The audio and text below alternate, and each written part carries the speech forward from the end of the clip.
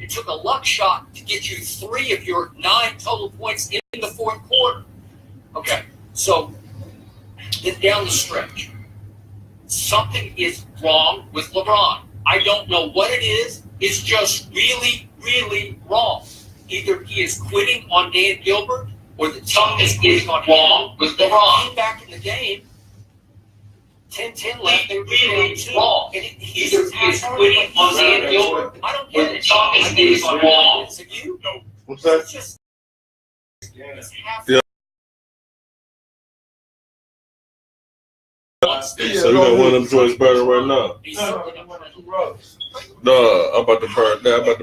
The shut up. I got one to get it. You know what I'm saying? Get it started. Yeah, I mean, I'm about to light that. But next up, the show for pretty much start. We already on live right now. The leading scorer on the Atlanta Magic is Aaron Gordon. He did not play last. So that happened with no Aaron Gordon. Are you kidding me, LeBron? He scored 0 in the second quarter, and then Jonathan Simmons scored 22 in the third quarter, and it was lights out. Like, what are you doing? They didn't guard it. Okay, Nothing. Isaiah Thomas is doing nothing. Zero. I give you that. This shit is crazy. Let's get it going. Let them know we in here with this body on man. Ooh, body on me.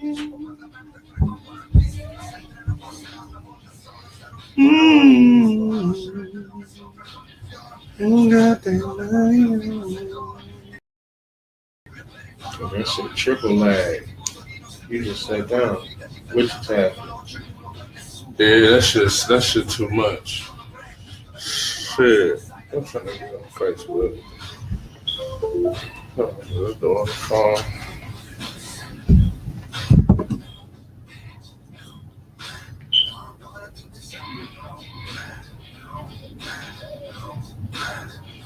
And somebody was just watching you on Mixer.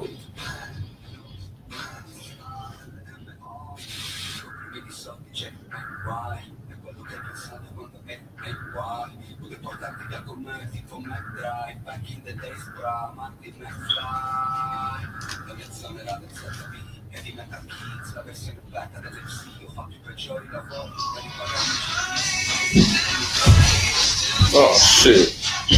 Alright, y'all. Give us a hot little. Just a couple seconds, man. Just a few.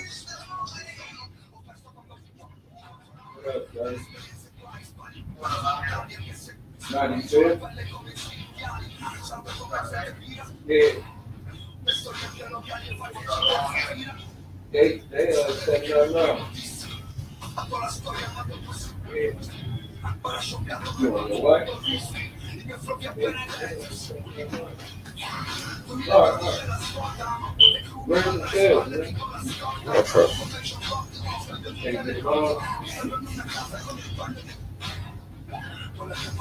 Yeah, just get them all in the tail, man. I got it. All right. Is it in the group of shit? All right, hold on.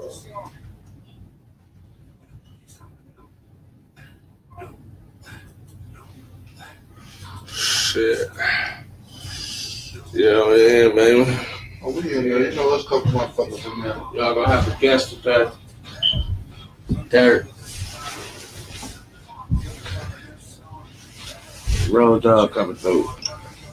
All right, man. What's up, y'all? My fault. You know, we was inviting a couple people. I see you, Punch. I see you, Cuz. I see you in here. I'd like to shout out to the young lady in the room. Don't be disrespectful to my cousin Tangi. You feel free to drop some smiles in this. Your brother in the background doing his producer thing. We getting ready. We got some hot topics to jump on. But I'm looking for some niggas because I got some crow dinners to feed today, though. So, Chase, holler at him for a minute. What's up, man? What's going on, people? How y'all doing? You already know what it is. Your boy Gam, BKA Soul Plains, a.k.a. Chase Bayless in the building. You know what I'm saying? We're in the post as usual. You know what I'm saying? Coming to y'all a day later. You You know what I'm saying? It's a little homie Devin birthday. Shout out to Devin, just turned to 1-3. You feel me? But, you know what I'm saying? We about to get into the Super Bowl shit. We ain't talking about the Super Bowl. You know what I'm saying? I was right on that prediction road with the Eagles. Eagles fly. Glad they let my nigga Kevin Hart up there when they won that ring, man. I think Kevin Hart would have ruined his career. But anyway, we're going to talk about that. We're going to speak on this NBA shit. There's a lot of hot shit going on. You know what I'm saying?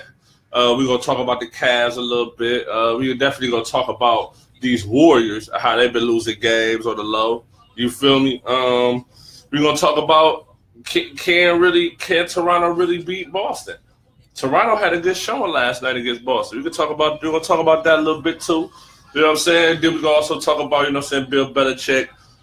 This shit, we're gonna get into a lot of shit today. We're going to get to a lot of nice topics. Trade deadline, you know what I'm saying? It's tomorrow, 3 o'clock. So we're going to talk about some possible trades, also some trades that we might want to see moving forward to hopefully change the complexity of the season, make a couple teams better, not just the Cavs shit too. You feel me? So. But before we start, let's address some things about the posts in the room. Feel free to post what you want. Now, that being said, we are all adults. We need to have adult conversations. We need to think about the maturity level of what you're putting on here. Because you may antagonize somebody to want to meet you on the street and punch you in the face. But that being said, it's all fun and games. Just talk strong. Just keep it PC. All right. So how you wanna? So where you wanna start this shit at, though, Dad? Where you wanna? You know what I'm saying? Now I said there's some crow to be eaten. Let me take the first bite. I denied any other team that was talking. Whoever they played, the Patriots. I pushed everybody to the side. I said I didn't care because nobody had a team culture or the experience to beat them. And my man's reply was, after he was put on the hot seat, that the only team that could legitimately beat them was the Eagles. And I said, that's how you really feel? He said, they got a decent run game. Foles coming off the bench, taking over. He hold it down. He doing good like he was a starter. He said the defense can hold up, and they could probably put enough pressure on Tom Brady in order to stop him from having his Super Bowl win. And just as long as Nick Foles don't make no major mistakes, they got a good chance of beating him. And I'm going to give my man a pat on the back for being right. You know what I'm saying? I put him on the hot seat. I critiqued every team he said was in the lineup. And he said, bottom line, that's the team that if anybody could do it, they would be the ones who do it. All right, well. Crow! Now, I don't like the taste of this crow, and I'm going to be pointing some fingers at motherfuckers because I ain't the only motherfucker eating crow and shit. And it wasn't that. I'm a diehard Bill Belichick fan. Tom Brady is a perk. He's a great perk, but I'm a Bill Belichick fan. So I say I give it to Foles and the defense from the, you know what I'm saying, the Eagles that shook up, you know what I'm saying, Bill Belichick. They left him at a, point where everybody gets stuck, but this is later on in his career, you know what I'm saying? And that's something that people experience at the beginning of their career, and they basically stifled his great plans. And I congratulate that man for knocking that ball loose at the end of the game. It took one big play, one person to change somebody's dynasty record. And oh, this ain't the joint. Where the other tab? Let me see that. My bad. Well, I mean, it is what it is, though. You know what I'm saying? Like, I ain't gonna lie to you, man. You know what I'm saying? Predictions be changing throughout the day. You feel what I'm saying? Like, my predictions be changing, though. I ain't even gonna lie to you, man. Like, I could pick a team one day, and then I'll pick against them the next day. I mean, it is the way I look at sports, though. Like, especially with football, I like the Browns and shit. I don't really have a go-to team that I'm going to rock with regardless. You know what I'm saying? So, I was all over the place in the playoffs. I'll give you that. You know what I'm saying? I was like a Cam Newton because I felt like the NFC was wide open with the dude Carson Wentz being injured. If Carson Wentz wasn't injured, I'm be honest with y'all niggas, I would have went with the Eagles from the J. Let's just be clear. But without Carson Wentz, in my eyes, it's like Nick Foles is 50-50. Just like Case Keenum with the Vikings is 50-50. Names that I know that I've seen perform in the past, like the Drew Breeses and the Cam Newtons, I'm going to pick them over a lot of these quarterbacks that I don't really know a lot about or really think that when the pressure is on, they're going to show improve. You got to get peas to Nick Foles because he did that. You know what I'm saying? Nick Foles did that. Nick Foles came through in the clutch. He been coming through in the clutch since he came into that seat. You feel me? So I got to give him mad kudos. The defense stepped up. It was a couple of questionable plays in the Super Bowl. At least they didn't go the Patriots' way.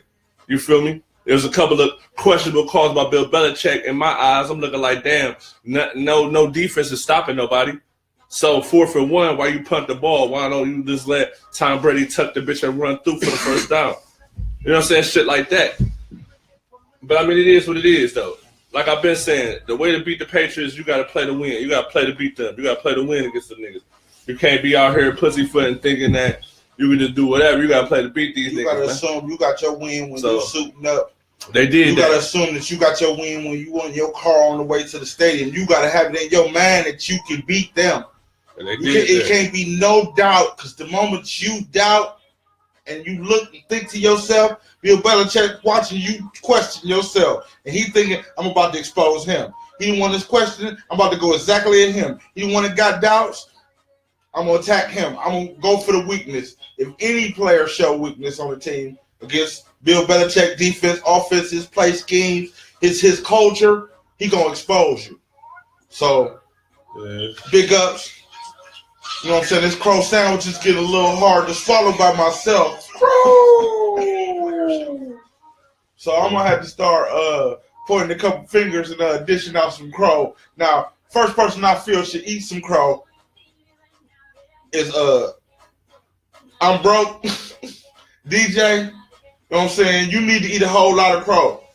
You a diehard. You a diehard Tom Brady fan. So if Bill Belichick take this loss for Tom Brady getting the ball knocked out of his hand, then Tom Brady got to take this loss. Even though he did record numbers, 505, you know what I'm saying, in the Super Bowl for a losing team, for a winning team, that's spectacular numbers. But 505 for a losing team, that's even more spectacular, but it don't count because you lost. A loss is a loss. If they miss a field goal, everybody on the team lose. If they miss an extra point, everybody on the team lose. If they don't get a touchdown or run it in or catch or whatever it takes in order for you to win, if you don't get them, everybody gets the loss. So, Tom Brady, fall back in to get you a couple more Super Bowls to see if you could be in that greatness record, because right now it was questionable with your accomplishments whether or not you could really legitimately knock Joe Montana. But you got losses, and they are accumulating losses. And your unsportsmanlike conduct by not shaking hands after the game is insult to injury. That's insult to your own injury. You're supposed to be the premier model of a quarterback. You're supposed to shake hands when it's over. I mean, you shook a whole lot of hands when you was bombing on them, coming back down 10, 15. You shook their hands when you came back and won. Told them they had a good effort. So you should have told them the same thing when they beat you. They gave a good effort. Now, no, I don't want to go back to DJ and this crow. You throwing up numbers on the defense of a loser, but you blocking people posts because they talking about, as you call, the so-called loser. If LeBron James' stats don't matter in the loss, Tom Brady's don't matter either. You say Tom Brady can't play both sides of the field. LeBron can't play all 5 positions at one time. He can only do one thing at a time. So when it fall, he got to take responsibilities for they fall. Tom Brady got to too.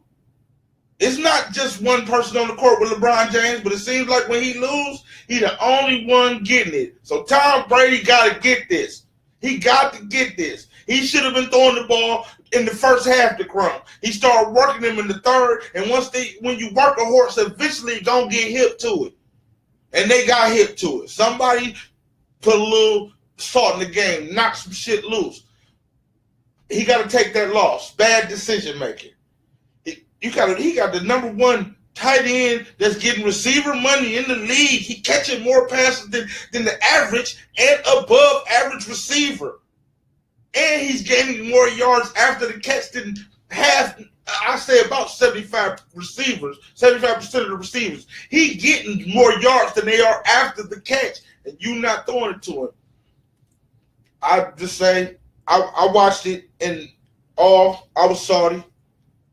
I didn't think that even with that little bit of time, and they scored, I was like, he can pull this out. But that's what sports is. That's how it go. And for all you all you DJ, for all your knowledge of sports and what you do, if you was really that good, you would be getting paid for it. Until you get a check for it, it ain't nothing but a suggestion or an opinion to me. That's all it is. I can't take no basketball opinion from a dude who watching over somebody who actually playing. And ain't none of us in here playing. So basically it's our opinion. But we're going to chill out with the cheap shots. You know what I'm saying? The sneak this and the cyber thugging. You know what I'm saying? This is man to man. At least from what I know, most of the people that I know who would discuss this with you on Facebook, on the internet, and have these same discussions with you face to face. Everybody in this room, they talk face to face. Now, the reactions and the replies that you give on the internet, I guarantee you a lot of them won't be the same. Some of them going to change. You're going to react differently. So talk to this person like you might meet this person for real. Because Cleveland's too small for us to be making Facebook beefs over some people that we ain't never going to meet. LeBron James ain't my homie. Tim Duncan ain't my homie. Kawhi Leonard ain't my homie. They entertainment to me. That's all they are. It's entertainment. Because when LeBron start looking bad, I will cut the TV off. I'm not riding on the loss with that nigga. As a matter of fact, when I thought that they was going to lose last year in the Super Bowl, I lightweight cut it off and went upstairs and thought it was over. Then I was like, no, don't let me slip on Tom Brady like that. And when I cut the TV back on, he was coming back. And I watched the rest of it, but when it was going, I was like, man, he going down miserably. But he pulled it out. But it's entertainment. I just say that to say it's entertainment. When it was looking bad, I cut it off.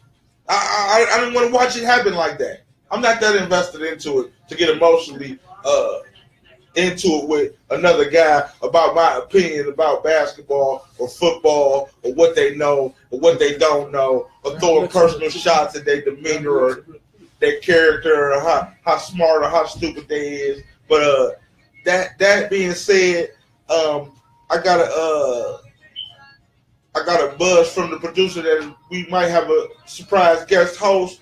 You know what I'm saying? And we're going to keep that as a surprise till they get here. But, so we're going to move on from this football since that's I mean, we can stay on this for a little bit longer, though. No, this is the whole thing, right? So, you know what I'm saying? It wasn't really the defense was lost in this game. It was a couple of good plays from the Eagles, the knockout shit, like, you know what I'm saying? Yeah. That shit. Yeah. But as far as, like, defense is concerned, no. 1,100 yards. It's the most in any game ever. Ever. It's never been a football game with 1,100 yards combined with both teams. The defense was non-existent. Okay? Let's call it what it is. The defense was non-existent. But when it comes down to it, I feel like I don't know enough about why Malcolm Butler wasn't in the game or why Malcolm Butler didn't play at all. They say he broke some rules, violations, some shit. I really don't know what these rules are that he broke. I really wish they would, you know what I'm saying, speak on that a little bit more. I mean, well, as far as but that's the whole thing to me. It's like Aguilar, niggas like that, motherfucker Anshawn Jeffrey, the nigga who could the little fullback who caught the touchdown pass, who they thought wasn't a touchdown pass, shit like that hurts. Like, you need help against these type of players, man. And you know what I'm saying? Stephon Gilmore was a no-show, or he was injured, one of the two. And their defense been trash all year. Patriots defense been trash all year. I mean, but they never really rely on defense. They rely on. They make key stops. They rely on defensive schemes. They're adapt to running different systems on the fly. Other teams stick in their system and don't really switch up. But Bill Belichick has them run through so many systems that they catch people off guard and they make them defensive plays because quarterbacks see one thing, but it's a different scheme going on. That's how they get caught up. It's not they've never. It's been a long time since they have had some real defensive talent on the Patriots defense. That's just the schemes that they're doing. You know what I'm saying? So as far as the old boy not playing in the game, that's part of this NFL culture that they hitting the Patriots with. Mm-hmm. So whatever he did, it's been their best interest to just let him sit down. Because whatever he did, the news know about it, right? So now what if he in and they win? They gonna have another little scandal talking about they cheating, they doing this, why they get to break rules, why they get to do this. Because like I'm gonna be honest, the 2 plays that the Eagles got that they reviewed during the regular season, those would not have been touchdowns. What? That one they reviewed and the people in the box was like he out of bounds. He still didn't have control of that, and I think that one is 50-50. Right, that hurts when that's a touchdown. He caught the ball, ran, took 3 steps with the ball in his hand, tried to cross the pylon, hit the ball hits the pylon, jumps in the air. It's a live ball. If fucking Patriots would have grabbed that bitch, they would have been a motherfucking touchback. Nigga. On top of that, the way it was going, he did. Initially, when he caught the ball, he did have fumble issues. But when he had the ball, when he first got control and turned, when he was turning, it was fumbling. When he came forward and took his step, but that's a he had complete control. He had complete control of the ball. The law state it's a foot. If you make it a football move, he caught the ball. He's making a football move. He's a running back. He's not a receiver anymore now. He's a running back. Once he took those 2-3 steps, he's a running back now. He's not a receiver. So, therefore, if he was a receiver, right, he fumbles the ball when he's going down. But if he has the ball in his possession, if it doesn't hit the ground, that is a catch. He caught the ball, he reached, fumbled it, picked it back up. That is a touchdown. That is a fucking touchdown, man. So it is what it is. And the other one I felt like it was 50-52, but it is what it is, though. The Patriots normally get calls like that. Yes. They normally get those type of calls. Yes. Like at the end of the motherfucking Jaguars game, when they get the running, when they get the little 15-yard run to end the game, dude clearly grabbed the fuck out of this fucking Jaguars face mask, grabs it like he's about to pull his face off, and there's no call. So, you know what I'm saying? It is what it is. You know what I'm saying? Tom Brady's still one of the greatest quarterbacks to ever do it. No knock to Tom Brady. That was a good Super Bowl all in all. That was one of the best Super Bowls I've seen in a couple years. He's not number 1. He could be number 2. Who number 1 did? Joe Montana. Oh, because he ain't lost. See? You see how crazy that is? See, because people going to say Joe Montana because he ain't lost. People say Jordan because he ain't lost. The reason I'm putting Joe Montana is they put Tom Brady over Joe Montana because of the numbers of wins that he has. He has more wins than Joe Montana. But they also fought Joe Montana for having Jerry Rice. How is that a liability to not having a great player? Jerry Rice is great partly because of Joe Montana. Yeah. Jerry Rice is great because of Joe Montana. So how you gonna fault Joe Montana for having Jerry Rice? You really can't. Right. I mean, I fought Tom Brady for having Randy Moss. That was one of his best seasons in his career. That's like faulting Joe. That's like faulting Tom Brady for having Bill Belichick. You gonna negate Tom Brady greatness because he had Bill Belichick? If he played for another team, he wouldn't have 5 rings. Yeah. Who's to say he wouldn't have no rings? Who's to say if Bill Belichick got a decent quarterback, if Bill Belichick had Ben Roethlisberger, how many Super Bowl rings do you think Ben Roethlisberger had? Probably what more did he already got? Did he got 2? He got 2. He probably got 1-2 more than he already got. Right. What if he'd have had Drew Brees? Drew Brees probably would have had 2. What if he'd have had more than he already had? Aaron Rodgers. Aaron Rodgers probably definitely have another. But see, all there Aaron Rodgers really needs is a defense. Aaron Rodgers get a top 10 defense, and nigga, it's a wrap. What if he'd had Brett Favre? I mean, that's all well and good. That's all well and good what you're telling me, bro. But I'm just saying though, like all those quarterbacks need good defenses. At the end of the day, Bill Belichick won Super Bowls. They've won games off the bend don't break, and then they make big defensive plays at the end of games to save games. They didn't do that Sunday, therefore they lost the Super Bowl. Therefore, it's starting the year of the flukes. You feel me? There's been a lot of shit going on at the end of last year. A lot of the shit talking. And I feel like a lot of the shit talking that people do, they're going to pay for it in the way that these results are going to start coming out as far as how football came, how the playoffs is going to turn out. You feel me? Right now, we going to really just get into this shit. I really don't think the Cavs going to the finals this year. You know what I'm saying? I've been said it on my own Facebook, on my motherfucking IG. You know, the Chase Bayless pieces. Anybody who follow me on Facebook, IG, know what's up. I just seen it about enough, y'all. Like, this real talk. You know what I'm saying? I seen it about enough. Like, I ride for my team. Last year, when they was looking trash like this, I still was like, they get to the finals and win it. When they won in 2016, the year beforehand, niggas was just going off like they was just shitty. They fired the coach. Niggas thought it was over with. I'm like, nah, nigga, they about to win that bitch. Just like 2015 when they first got LeBron. I was like, they about to win that bitch.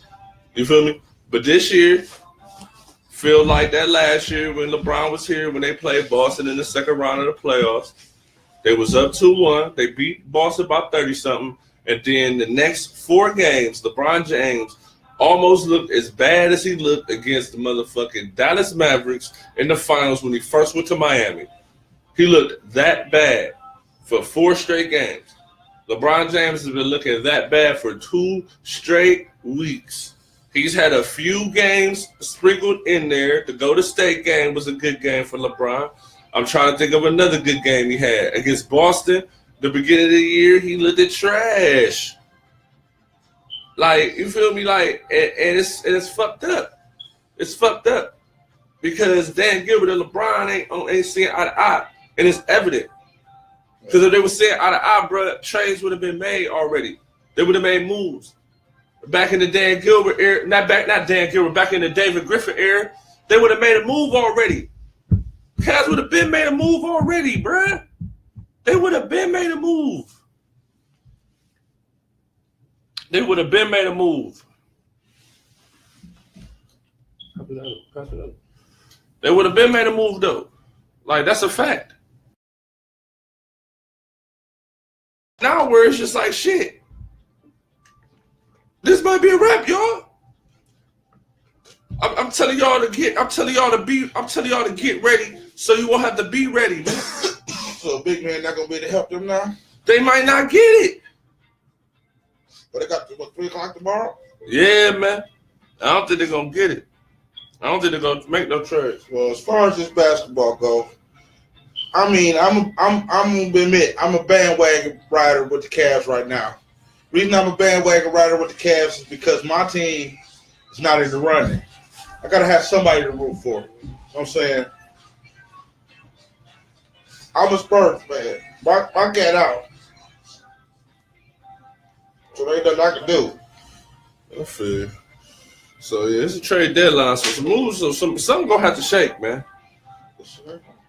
You know what I'm saying?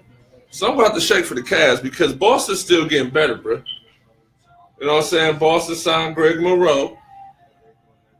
They about to try to sign Tyreek Evans. And if they sign Tyreek Evans, it's a wrap. It's Boston versus either Golden State, Houston, Dark Horse, OKC. You feel me?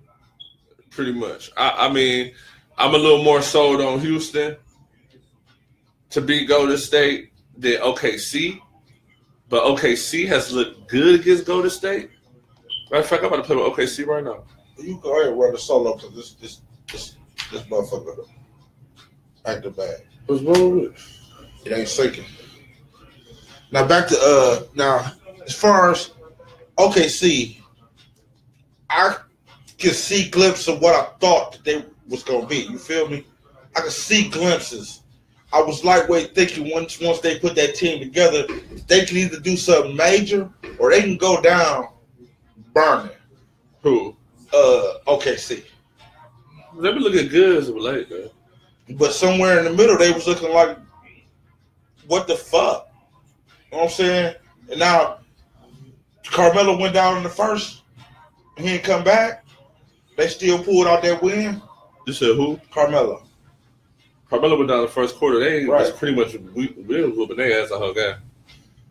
So I'm like, that being said, OKC to whoop Golden State twice, nigga. right. That being said, now one of them, Carmelo went down, and they got in their head. We know we can beat y'all. Paul George is nice though. Right. So when Carmelo on it, and if they run against each other, they might be able to knock them. That's gonna be interesting, but I just hope that my dude figure out what he gonna do, because I hear he's feeling a little uncomfortable because he want to come back now. I'm talking about for what? Yeah, He gonna come back soon though. he want to come back sooner than what they gonna. He want to come back soon enough to still be able to do something in the run-ins, to make a run. Yeah. For him to get, you know, what I'm saying, the little cobwebs off of being sat down for a minute. But see, this is the thing though, man. The way Houston playing, OKC playing, Golden State playing, Spurs beating one of them. And coming right up, we'll see the Oklahoma City Thunder play. Well, Kawhi on unless if he on like 90%, they can beat one of them. But you gonna have to. You need LaMarcus Aldridge though. If you go get LaMarcus Aldridge. And for Paul George. But what I mean by that, you got him on the team, but you gonna need him to play. You're gonna need him to play well in order for San Antonio to succeed in the playoffs. You're gonna need for him to play well, man. He can. You know he can. Consistently, I don't. He can play well though, but consistently, I don't though. I don't. He run a better squad than he ever been around. He run a better system. If you can't do, you shouldn't even be playing. He got with a much better team. You know what I'm saying? So it's a lot of responsibility put on him, but it's not responsibility that don't have nothing to do with him. You feel what I'm saying? Yeah. Like certain players get put in the responsibility and they have to do things that they're not supposed to be doing. They have to because the team there, but he's not in the system like that. He in a system that gonna let you play the type of basketball that you play. Just worry about that. Right. And we got everything else. So when was the last time he made a playoff run? You said what happened? When was the last time he made a playoff run? That the year his hand was broke? You talking about Kawhi Leonard? No, LaMarcus Aldridge. They made a playoff run. I want to say he was with yeah. No Dame Lillard, man. No Dame Lillard. They ain't getting far. But he had it in them to even continue. They said if you sit down and tank the rest of this season, your hand will be healed 100%. But he said he was so driven enough that I'm going to play despite the fact I might hurt my hand if it's going to help my team win. Okay. If he got that type of drive, then you know I respect the game, and he trying to make sure it happens. You know, guys, you hate to get embarrassed on your home court, but that's I feel you though. But see, that's what I'm saying. I don't know because I feel like for real, OKC clicking, Houston been clicking. To me, I don't know. Like I can't overreact over regular season though. You know what I'm saying? Like I like to see Golden State lose. I ain't gonna front. You know what I'm saying? I like to see them niggas lose, but in the big scheme of things, I can't trip about them losing by 20 to OKC in the regular season twice. It don't matter. They could lose to them another time, and then when it gets to the playoffs, it could be a whole different ball game. The same with Houston. I can't really be like, oh, they're about to just dog them, but it makes it a little bit more interesting watching it to where, as the fan, you may be like, damn, Houston could win this, or OKC could win this. You know what I'm saying? They could. Yeah, they could. Will they? That's what we gotta watch. That's what we gotta wait and see. We'll find out come April 12th, 19th, 21st, April 21st when the playoffs start. We'll find out then. You know what I'm saying? We'll find out then. Because at this point, as far as the East is concerned, it's really Boston's to lose. In my eyes, Boston got the best defensive team in the league. Kyrie Irving is one of the best closers in the league. And the Cavs is in disarray. And I mean, they in worse disarray because at least when they was in disarray last year, you had fucking Kyrie Irving. Now you don't. Now you got an injured ass Isaiah Thomas. How you gonna get out of that? And LeBron is not being LeBron. LeBron is playing like a fucking scrub. He's not playing like LeBron. And it's hard for me to blame LeBron because LeBron do every fucking thing. But then it's like, damn. You know what I'm saying? LeBron ain't really, you know what I'm saying? LeBron ain't the reason why J.R. Smith can't hit no goddamn shots in the second half. He ain't no reason why. He ain't the reason why Jay Crowder been looking trash ever since he got here. So LeBron James is the reason why Jay Crowder has been looking trash his whole way here. Oh, good block. Yes. Why is it LeBron James for? I want to know. Because he make his teammates better. He's the best player. He makes his teammates better. Because he's sick Perkins on him when he was playing for us. You said because he did what? He's sick Perkins on him. Nigga, that wasn't, man, Perkins ain't sick Perkins on him. J.R. Smith smacked the dog shit out of me. Now you got them niggas starting in the same lineup together. In 2 playoffs ago, that nigga smacked the dog shit out of you. Injured the fuck out of you.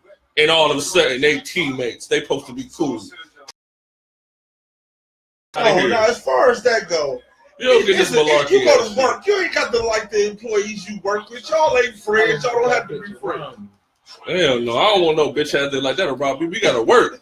What you mean? Like, nigga, if I was Jay Crowder, nigga, we got to work. Like, what you mean? That nigga just hauled off and slapped me. Like, I'm trying to steal the ball from the nigga. The nigga just hauled off and just slapped the fuck out of me.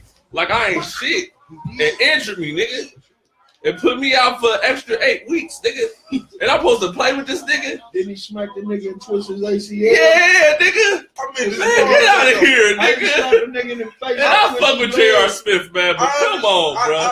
What the fuck Dan Gilbert on, really? Man, he slapped that nigga. I hear what y'all saying, but I don't understand because the moment somebody slapped me, we addressing that problem right then and there. I'm not fucked up. I don't know about waiting 4 years, 3 months, 6 months. That shit was like this. Yeah, that nigga fucked this whole shit up. I don't slap the nigga and made him twist his ankle and he was done for the season, man. They was already done. That was the last game of the season. Everybody get swept. You know what I'm saying? We just swept the team with Isaiah Thomas on it before he was so-called the fifth in NBA, fifth in fucking MVP voting last year. And Isaiah Thomas is not shitty, but Isaiah Thomas is not going to help the Cavs be no Golden State. Well, no disrespect to Isaiah Thomas' talent. What he did in the playoffs, he did extraordinary considering what he was working with.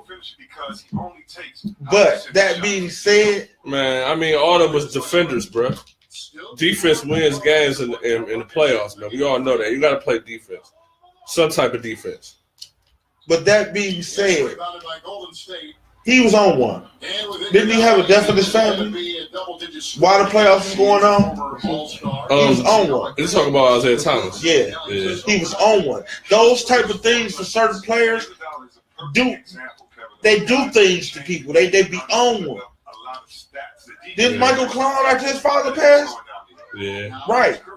Buster Douglas' mother, he was supposed to be at his mother's funeral. That's why Mike Tyson got the first knockout he experienced. To be honest, no matter what happened, no matter what the fuck Mike Tyson did, training or not, Buster Douglas went in there with the intent to make somebody feel the pain he feel. He went in there on one. Yeah. Now that being said, who's to say he gonna be able to continue to play like that? That's what got him. Everybody looking at it. That drive that you had when you on one don't last long. But he got injured during this time. It's like, why do you trade for an injured player? Like, I still ain't understood that, and I ain't want to shit on Isaiah Thomas coming forward. So I was like, give it time. But in actuality, how you trade a motherfucker for an injured player? That's just like if the Cavs do some dumb shit and trade Kevin Love. And I'm the team who get Kevin Love. Why the fuck am I trading for an injured player? Even though he ain't going to be out for that long. He going to be back in a couple weeks. You know what I'm saying? But why would I do that? That's dumb on the organization part. The organization, Dan Gilbert is, from what I'm hearing, from what they saying on all the sites, you know what I'm saying, the ESPNs and shit like that. Dan Gilbert is tired of LeBron. Dan Gilbert wants to move forward from LeBron. Dan Gilbert does not care if they win or lose this season. He wants LeBron up out of here. He's tired of the shit with LeBron. Because it's cryptic. He says that LeBron is not being forthcoming when it comes to committing with the team long term, and that's really what it is. And if I'm LeBron, I don't really fault him for not fucking committing to the Cavs. I don't fault him. This is the same nigga that said you quit on us, man. This nigga don't really give a fuck about you. How you take the number 1, number 2 guard in the league and trade it for a broken, injured third? Yeah, that's the fucked up part about it. On the business part, it's business for him. I'm trying to do business. I'm trying to make money. I'm trying to make you get some money. But you not telling me what you gonna do. You are a person that I have to put eggs in the basket. You never count your eggs before they hatch, but with LeBron James, I have to just count them bitches and give them to you. I don't know what they're gonna be, but you have to tell me now. If you don't tell me, you leave me in the fuck you position with these fuck bag ass niggas that you wanted me to pay money to. Yeah. I mean, yeah. You leaving me stuck with, okay, if you go on Tristan Thompson, JR, and Strunk, it was the biggest waste of fucking money I could have ever spent. Yeah. I could have got 2 B-level players. I mean, they may not have glued together, but we could have built around them and started over. But if you leave, I'm stuck with them in their contracts. So I might try to start building. If you're not telling me nothing, I'm slowly building and picking pieces that might help me when you leave. Because the way you acting, if you're not telling me nothing, and you're not, there's no trade clause. What's Why would he waive it? Why would he waive something that he fought to have? Now, and if he waived there's no trade clause, if the Cavs decide to get rid of him, he don't have no choice for where he want to go. And that fucks up his whole narrative. That fucks up his whole move. Like at the end of the day, bro, like if LeBron waivers no trade clause, they can trade this motherfucker anywhere they want. So no, he can trade that motherfucker to the Patriots. Now you tell, but you got Bill Belichick will be happy as fuck. We got LeBron James. You got this nigga in a position where you trying to dictate his team and tell him who to pick. What if he gets somebody? He get who LeBron wants or somebody to actually help, and he still leaves. But it's not gonna help unless they get Isaiah Thomas and Jay Crowder out of here, and you get some players that's going to really produce and be comparable and really buy into Cavalier basketball. Then maybe you might. Now Isaiah and Jay Crowder, but what about what's his name? Look, not make a shot in 13 games and might hit you for 30. Sometimes when you're talking about J.R. Smith. Yeah. and see some great teamwork and then Right. The trash too. Right. Take over. I mean, lightweight. If you could get a bigger person for Tristan Thompson, you get one. He is expandable. Yeah. But they gave him that. He was expandable then. Yeah. Okay, let's take it. Let's compare it. Dallas Mavericks got Chandler. So what happened? When Dallas Mavericks got Chandler, what happened? Nothing, because he got injured. He helped them get that. He helped them get that. They ran.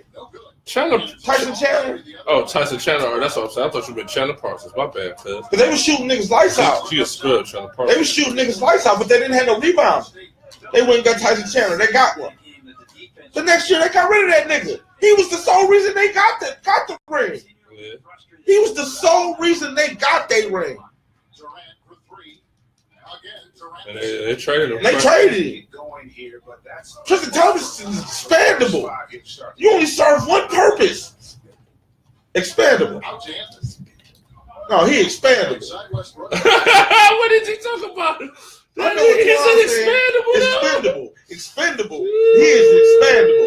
Nigga, expand your ass right out the way so this nigga can get in. You hold this spot. That's what you doing. As far as I'm playing, unless you a top tier player, I don't believe in a 2-tier. If you're not a top tier player and you are expandable, that means you holding this spot to somebody that's good enough that's a star. If we can get them, because you give me somebody else to play on that nigga, man. Cousins. All right. Tristan Thompson. Cousins. Anthony Davis. Come on, man. I'm just saying. Come on, man. That's why. At least do something like Serge Ibaka. I might still pick Serge Ibaka before Tristan. Right. Somebody I'll pick Andrew Drummond before Tristan. Right. Is it he? Blake Griffin before Tristan. You expanding to hold this spot open. We need 5 people on the court. You run around for that 5th spot until we can get somebody better. Man. Unless you only reason I put Draymond Green on the tier with the top tier players, he's not out here dropping for 30, 40. He's not out here pulling threes from everywhere on the court. He's not over here crossing everybody up. He's not over here blocking everybody's shot. But he's doing a little bit of everything that everybody else ain't doing. LeBron pad his stats. Yeah. So Draymond Green. The only nigga Draymond Green I guess he padded stats. I'll give you that. Yeah, he constantly making. Some niggas are just making stats for points or rebounds or blocks. He is making stats. He is constantly on every game. He putting a stat in every category. Yeah, and they putting the stats on the most. Text too. They putting all the stats. Yeah. Warriors got the stats high, nigga. Hope that shit don't come back to bite them, man. Cause they trying to be a little more physical. They trying to be tougher. They're trying to be tougher. That's their weakness. All right, real quick. Shameless plug, man. Check us out. Mixer.com/The Real Notre Dame. All one word. We on here right now. Your boy putting the whooping. I'm putting the whooping on the on Golden State. Not really. I just stepped out of bounds trying to tell y'all to check us out on Mixer. But anyway, Mixer.com/The Real Notre Dame. In the post, you already know what it is. Yeah. All right. Now, he was patiently awaiting the appearance of Dame Derby. Looks like he running a little late. Niggas be on nigga time. But that's my nigga, so he can be on nigga time. So real talk. So we talk about this. So what they need? What's gonna save the Cavs? I don't think a trade gonna save them. You sound different. What's gonna trade them? What's gonna save these niggas? Because they said they 4 games out of the 9th spot. 4 games out of the 9th spot. Yeah. Now here's Westbrook. I mean, I was thinking the big man, but these problems, I don't really know how to deal with like these problems they having. It's really locker room shit. No, it's emotional problems. It's feelings. I've kicked it with people that I got into it with. I'm not talking about a verbal got into it with. I done played basketball with people I done physically fought. Played football with people I done fought. Yeah. I'm trying to play this game. I'm trying to win. If it's going to take me to pass the ball to you to help me win, I'm going to pass the ball to you to help me win. I don't have to be your friend in order for us to win together. Man, but them niggas don't know how to play together. I don't have to know how to play with you in order to get a win. But see, but then at the end of the day, this how I look at it. Man, Jay Carter ain't never won shit. Isaiah Thomas was a 6th man. He ain't never won shit. And you expecting these niggas to come in and help the Cavs win a championship, and they don't even know how to do it? They ain't even like good players like that. Like, oh, they gonna be a champion one day. Shit, if that's the case, nigga, get my nigga Nate Robinson a ring, nigga. Fuck you talking about? I mean, I like the call. I thought the defense. The last little nigga who was raw that got a ring was Isaiah Thomas, nigga. The OG Isaiah Thomas, nigga. After that, ain't another little nigga came in and was that much of a fucking difference maker to win no championship or help a team win a fucking championship. watching Draymond True. Green and So shit. impressed by what That's he does. O'Dan Gilbert, the de facto GM. The I'm gonna take control of my team. He's missing a ton of Take your shots. dumb ass back to Detroit, my nigga. Stop fucking our shit up. Really ugly game. Why the fuck we don't got Paul George? Yeah, you're right. Yeah, tonight his shot's been a bit off. We were supposed to have Paul George, but you fired the motherfucker who had the Paul George deal on the table. Nah, true. So that's why that Paul George deal ain't go through, because they fired motherfucking Dan Griffin. This is what it boils down to. In the end, fuck what LeBron do. All right. If he leave the Cavs, he go somewhere else, Fuck it. fuck it. If he go to another team and get a ring, fuck it. But what we'll be saying, all this shit is because of the decision. The league had to change when he made that move. Curry's got his Yeah. But that means everybody Curry and Kevin. in this generation ain't gonna leave out with no rings. Just have the feeling And he might fuck around, be the mic nigga in the end. Because everybody ain't getting more than one ring. If LeBron go to another team, he going to another team and he going to a better team. So that means they not getting another ring. Golden State or whoever win this time not getting another ring. And that's going to continue to happen from team to team. And if you put him with the best niggas, he might be on the winning team all the time. If you put him with the best niggas, the league is going to trying to put the teams with the best people on the team. How many? You don't think it's gonna be another Golden State type team?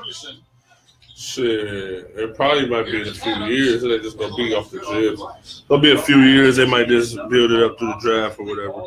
But now, some teams gonna figure out a way to beat them, so they're not gonna get as many rings as people think they're gonna get. I mean, Kevin Durant might stop niggas from getting rings too, though. You know what I'm saying? It is what it is. Like, at this point, I'm kind of over this shit. You know what I'm saying? I'm over this shit this season. I'm just watching basketball, man. You know what I'm saying? I'm just watching good basketball and shit.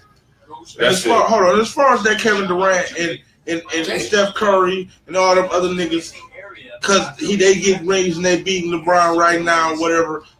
For the record, LeBron has beaten both of them in his quest to get a ring, and Stolen by Thompson. he got rings before them, and he got more. So the conversation about them niggas being better, together they might be. Sometimes the most important part of that. They had to team up to beat him. Together they might be, He chose wisely. Pass to Ferguson. but they ain't better. Adams against Green. LeBron is still one of the best, Two shots coming up. the best players But to he ain't ever playing play like it, basketball. bro. But he ain't playing like it right now, man.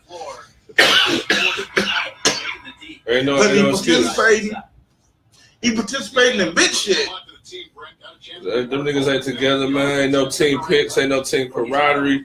Them niggas is apart, man. Them niggas semi-apart. So if niggas was telling me that Kyrie checked out during the season last year, right, and they still was taking the pics and doing all that shit on niggas' podcasts and all together, this shit is really fucked up. Now, TC. shit, they might not got the second round now, shit. Talk. Twine. That nigga knocked out. Like, facts, though. With a nice D.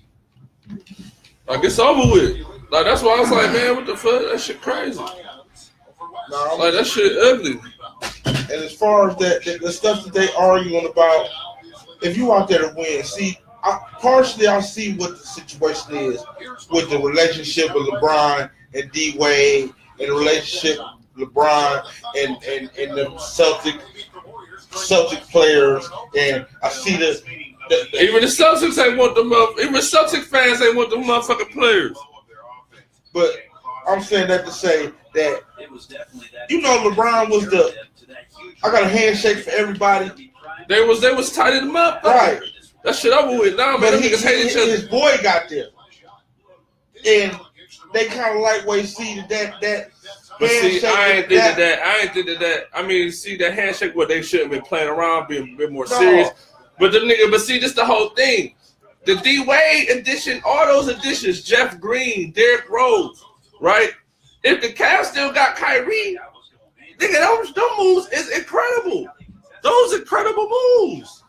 But then when the owner trades your second best player to your nemesis for nothing, it's like, what the fuck? So you got 3 years of some great shit that's never been going on. Cavs was trash as fuck when LeBron left, and they supposed to. They had a whole bunch of unmatched fucking pieces. All of these Ramon Sessions of the world, and the motherfucking Anthony Parkers of the world, Jamario Moon of the world, and all of these scrub ass motherfuckers among those years.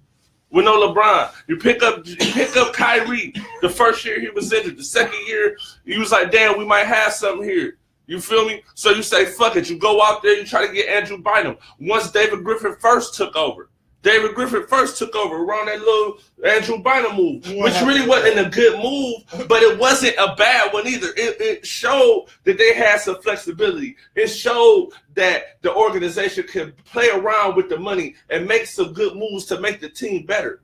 You see what I'm saying? But right now, making that move right there single-handedly destroyed the shit. And I was trying to give it time. I kept trying to give it time. I love the Cavs, so I'm giving it time. I'm being patient as a fan. But I cannot continue to watch this shit. And I know what I'm seeing. I've seen this shit before. But the difference is I couldn't watch the games like that because I had to fucking work. So it was crazy as shit. But this shit looks similar. I seen this tape before. I seen this book before, bro. I read this shit before. So it's like, okay, if LeBron go ahead, bro. You feel me? Kyrie gonna go ahead in Boston, probably gonna have a finals appearance on his belt.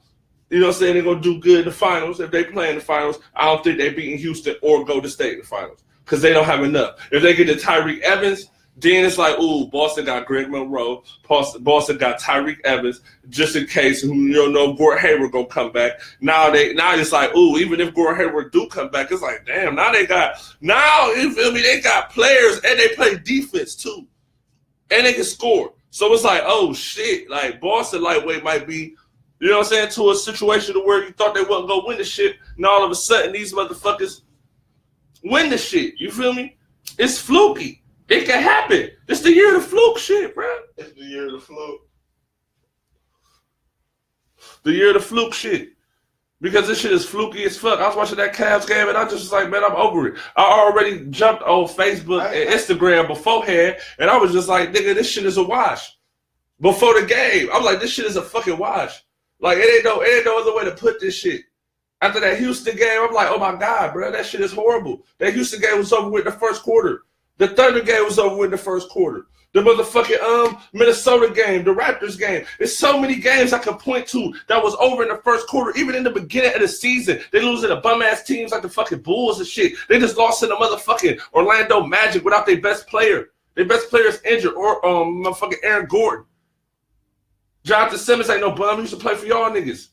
He used to play for the Spurs. Yeah. But how the fuck he hit y'all? He out here playing like motherfucking Klay Thompson. He hit threes like Klay Thompson, nigga. Ain't nobody near him. Ain't nobody guarding him. Niggas pointing the finger. LeBron looking like an Akron nigga. Come on, man. That's dirty. I see. Now you done start talking that Celtic shit, and your boy done popped up in the room. See, hold on, real quick though. We was trying to address niggas' comments and shit at the end when we got close to the end of the show. But all I'm saying is though, for real, that shit ain't fluky. But it is. You ain't expect that shit to happen at the beginning of the season. You ain't thought that Boston was going to get no fucking Tyreek Evans and shit. And Greg Monroe. And still fuck around have fucking Gordon Hayward come back from injury. You wouldn't know all of that, my nigga. Come on, bruh. You not knowing that shit. That shit fluky. Just like a nigga that caught a fucking pass right before the motherfucking out of bounds and they called it a touchdown. And everybody was like, oh, that's not a fucking touchdown. Oh, that's not a touchdown. That's a fluke. That's fluky. The Saints lost on a fluke. The nigga threw a hell of a Hail Mary. If the nigga would have just cracked him, it might have, who knows what would have happened, nigga. That's a fluke. Like, what the fuck? Like, you know what I'm saying? Flukes is flukes, man. Like, but Boston looking good, though. Like, I ain't trying to say they a fluke. Like, they gonna work hard for that shit. They win that championship, they worked hard for that shit, bro. That's a fact. That's a big fact. All right. See, it'll be the delays, man. That's why I don't like this shit on the delays. Cause niggas get to talking all that shit, man, and y'all my shit delayed like a motherfucker. I just said what you just said like 15 minutes after you just seen it. Like it's too delayed.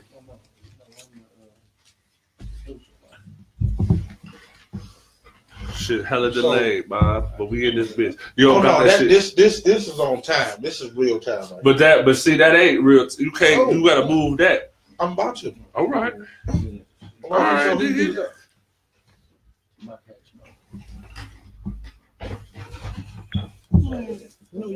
Yeah. Yeah. I mean, you know what, Smitty, you got a point, bruh. You got a point. You got a definite point. Like, he got a definite point. Because he did come in here and say that shit, though. When we had spit on this joint, like, what was that, like 2 months ago? A month ago? And he was talking like the Celtics could fuck around and go to the finals and shit. Yeah. And I'm just like, oh, no, that went no ass. Shit. You going to have to go out and then come back in. We're doing that? Yeah. What happened if you get put out? So you're going to have to go out and come back in. What's that? That's a little weed. That's the trade. Oh. Yeah. It's only been washed once. Yeah. Well, a lot of crow around here. Look, I had some servings. I got the items off of the crow. But ain't you, I mean. I was going for the Patriots. Right. That's fact. That was, he said that was December, though. That's factual. That's actual factual. Like, I can't even front. I just want to know. I can't even front him, bro. That's actual factual shit. He did come in here and say that shit. I got to give his keys. Put a little gravy on your crow, cause yeah. It's juicy. Y'all seen my profile pic? I was going for Brady. Yeah, you know what I'm saying. I'm a fan of Brady. See, we in here, man, every day, man. In the post, man. You know how it go. You feel me? You know how it go. For y'all who don't know, now I will tell y'all this. Hold on. You don't even got. Hey, you ain't even in the screen though, my G. My nigga Dave. They know I'm here. Yeah, Notre Dame ain't in that bit. What you hear, boy? They know I'm here. Let me hear me. I gotta give Spit of the peas, man. Y'all want me to be in the picture. I mean, what the fuck? I mean, shit, nigga. What the fuck you talking about? You know what I'm saying? For y'all that don't know who watch us, this my dude, Dame Dirty did it. You know what I'm saying? So he hold it down for the late AM, the late AM, like 9:30, 10 o'clock show. Put a lot of posts on there. Then he hit us with the 6 o'clock, 7 o'clock show. And then he posed a lot of questions, like whether or not these old cats could really make it running around with these young boys in this new league. You know what I'm saying? And you see me, I go back and forth a lot with Dancing D'Angelo. The great Dancing D'Angelo.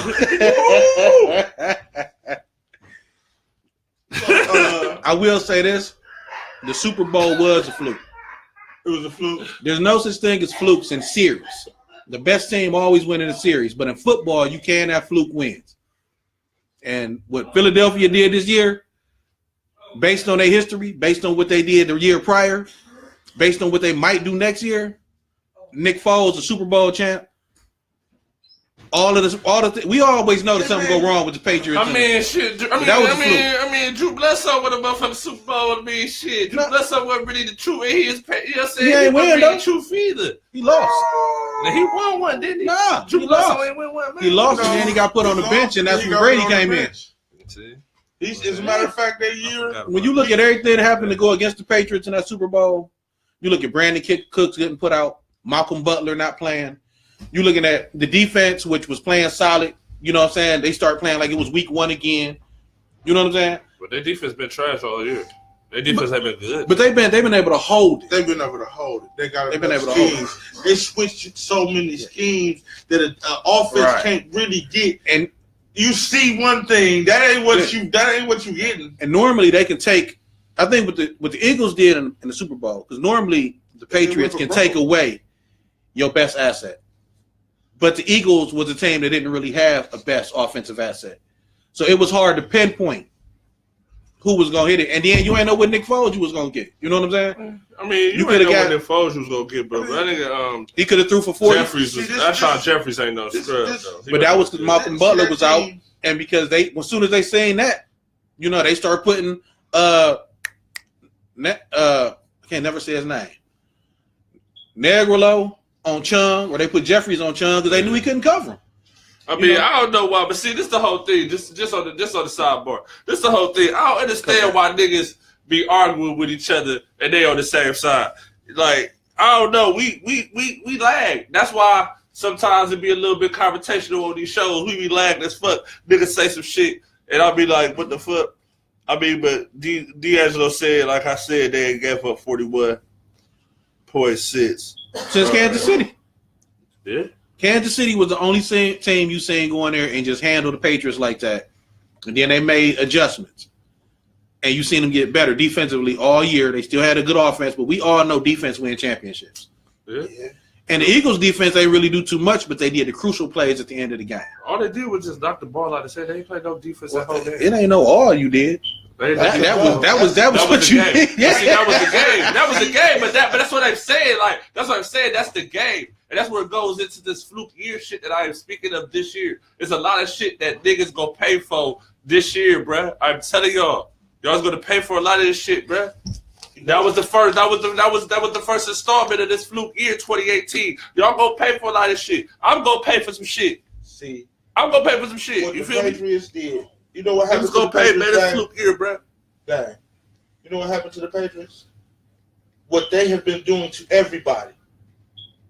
That last minute when you think you got it. Yeah. We've been on our back heel. We've been on the back heel the moment. Muhammad Ali, the rope-a-dope. Yeah. I figured out how you beat the Patriots in the Super Bowl. Don't be trying to whoop Have on a suspect quarterback and a bunch of and a niggas with solid nothing to defense. lose. And a bunch of niggas with Yep. nothing to lose. When you look to Eli, I He mean, ain't for had real, nothing to lose. nothing to lose. He's suspect for real, but the defense was banging. You get a solid run game, and you that suspect quarterback that they don't really try to game for. Yeah. Oh, Yeah. Eli went for Yeah. broke. But I mean, like his numbers don't say he's suspect though. Well, I'm talking about all his numbers don't look like he's but suspect. his play do. Because, Nick Foles, he had a great year when he first got with Philly.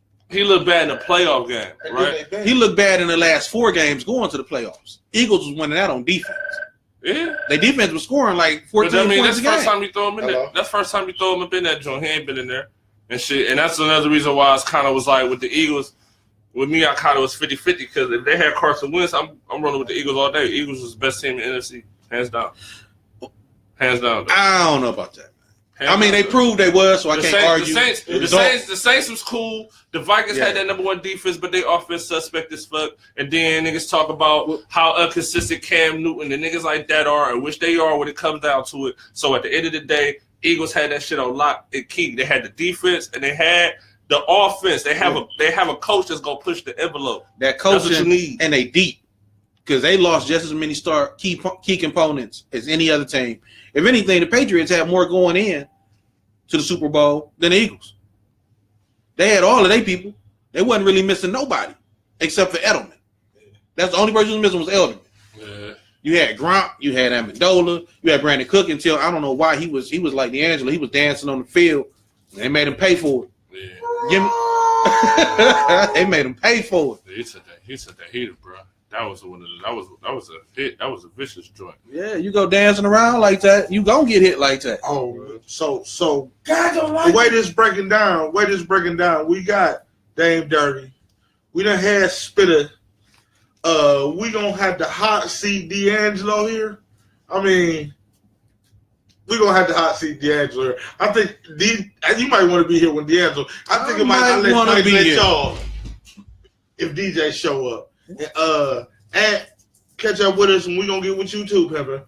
But we gonna hot seat you, D'Angelo, cause you be hollering. Well, he used alternative facts when he liked to talk about Analytics. Nah, he be, like the name of the game now is really analytics, though. I mean, it is. it is. That's all you hear is analytics. This analytics that. That's all you hear. On analytics, I mean, analytics help you get far. I give you at least a base to know what you want. Yeah, a better picture of what you're going to get. Okay, you may not be able to see what you're accomplishing, but on this paper, when you see these bars and graphs, okay, I'm doing good in this. I didn't really think I was that good there, and it make you try harder and that effort. I'm going to tell you. Make you work on seeing it on paper. Even though. I mean, it is what it is, but see, that's what I'm saying. Like, real talk, like. Numbers can be manipulated. But just hold on. No, they don't lie. You know what I'm saying? Because when we first started off this shit at the beginning of the year, you know what I'm saying? I kind of told niggas that the way I'm about to move with this shit is going to be a little different. You know what I'm saying? All this shit is cool. Putting niggas on the hot seat, all this shit is fine. We're going to leave that shit for this group. As far as these lives, we'll be going on live, we'll be talking these sports topics, we talking at the end of the shows, like 10 minutes before we end the shows, we can get into it, we can argue, we can do whatever. But as far as like we'll be trying to do the shit, I know I'll be the one to do this a lot. I see certain shit that people say shit get me upset, start wanting to go back at you, don't have no time for that. We try to do a show. Right. You feel what I'm saying? That shit wasn't good. I'm laughing all the time. Only time I get mad is when niggas be fact checking me wrong, trying to hit me with some facts. I'm like, damn, I did say that. But all right, whatever though. You know what I'm saying? Like, I ain't even tripping though. You know I ain't tripping. You feel me? And that's go for whoever. That ain't just for no DJ. I ain't just singling niggas out. That's for whoever in the group, whoever we about to add to the group. That's for whoever, period. You see what I'm saying? It don't matter, man. This shit just fun and giggles. Everybody got their own opinion.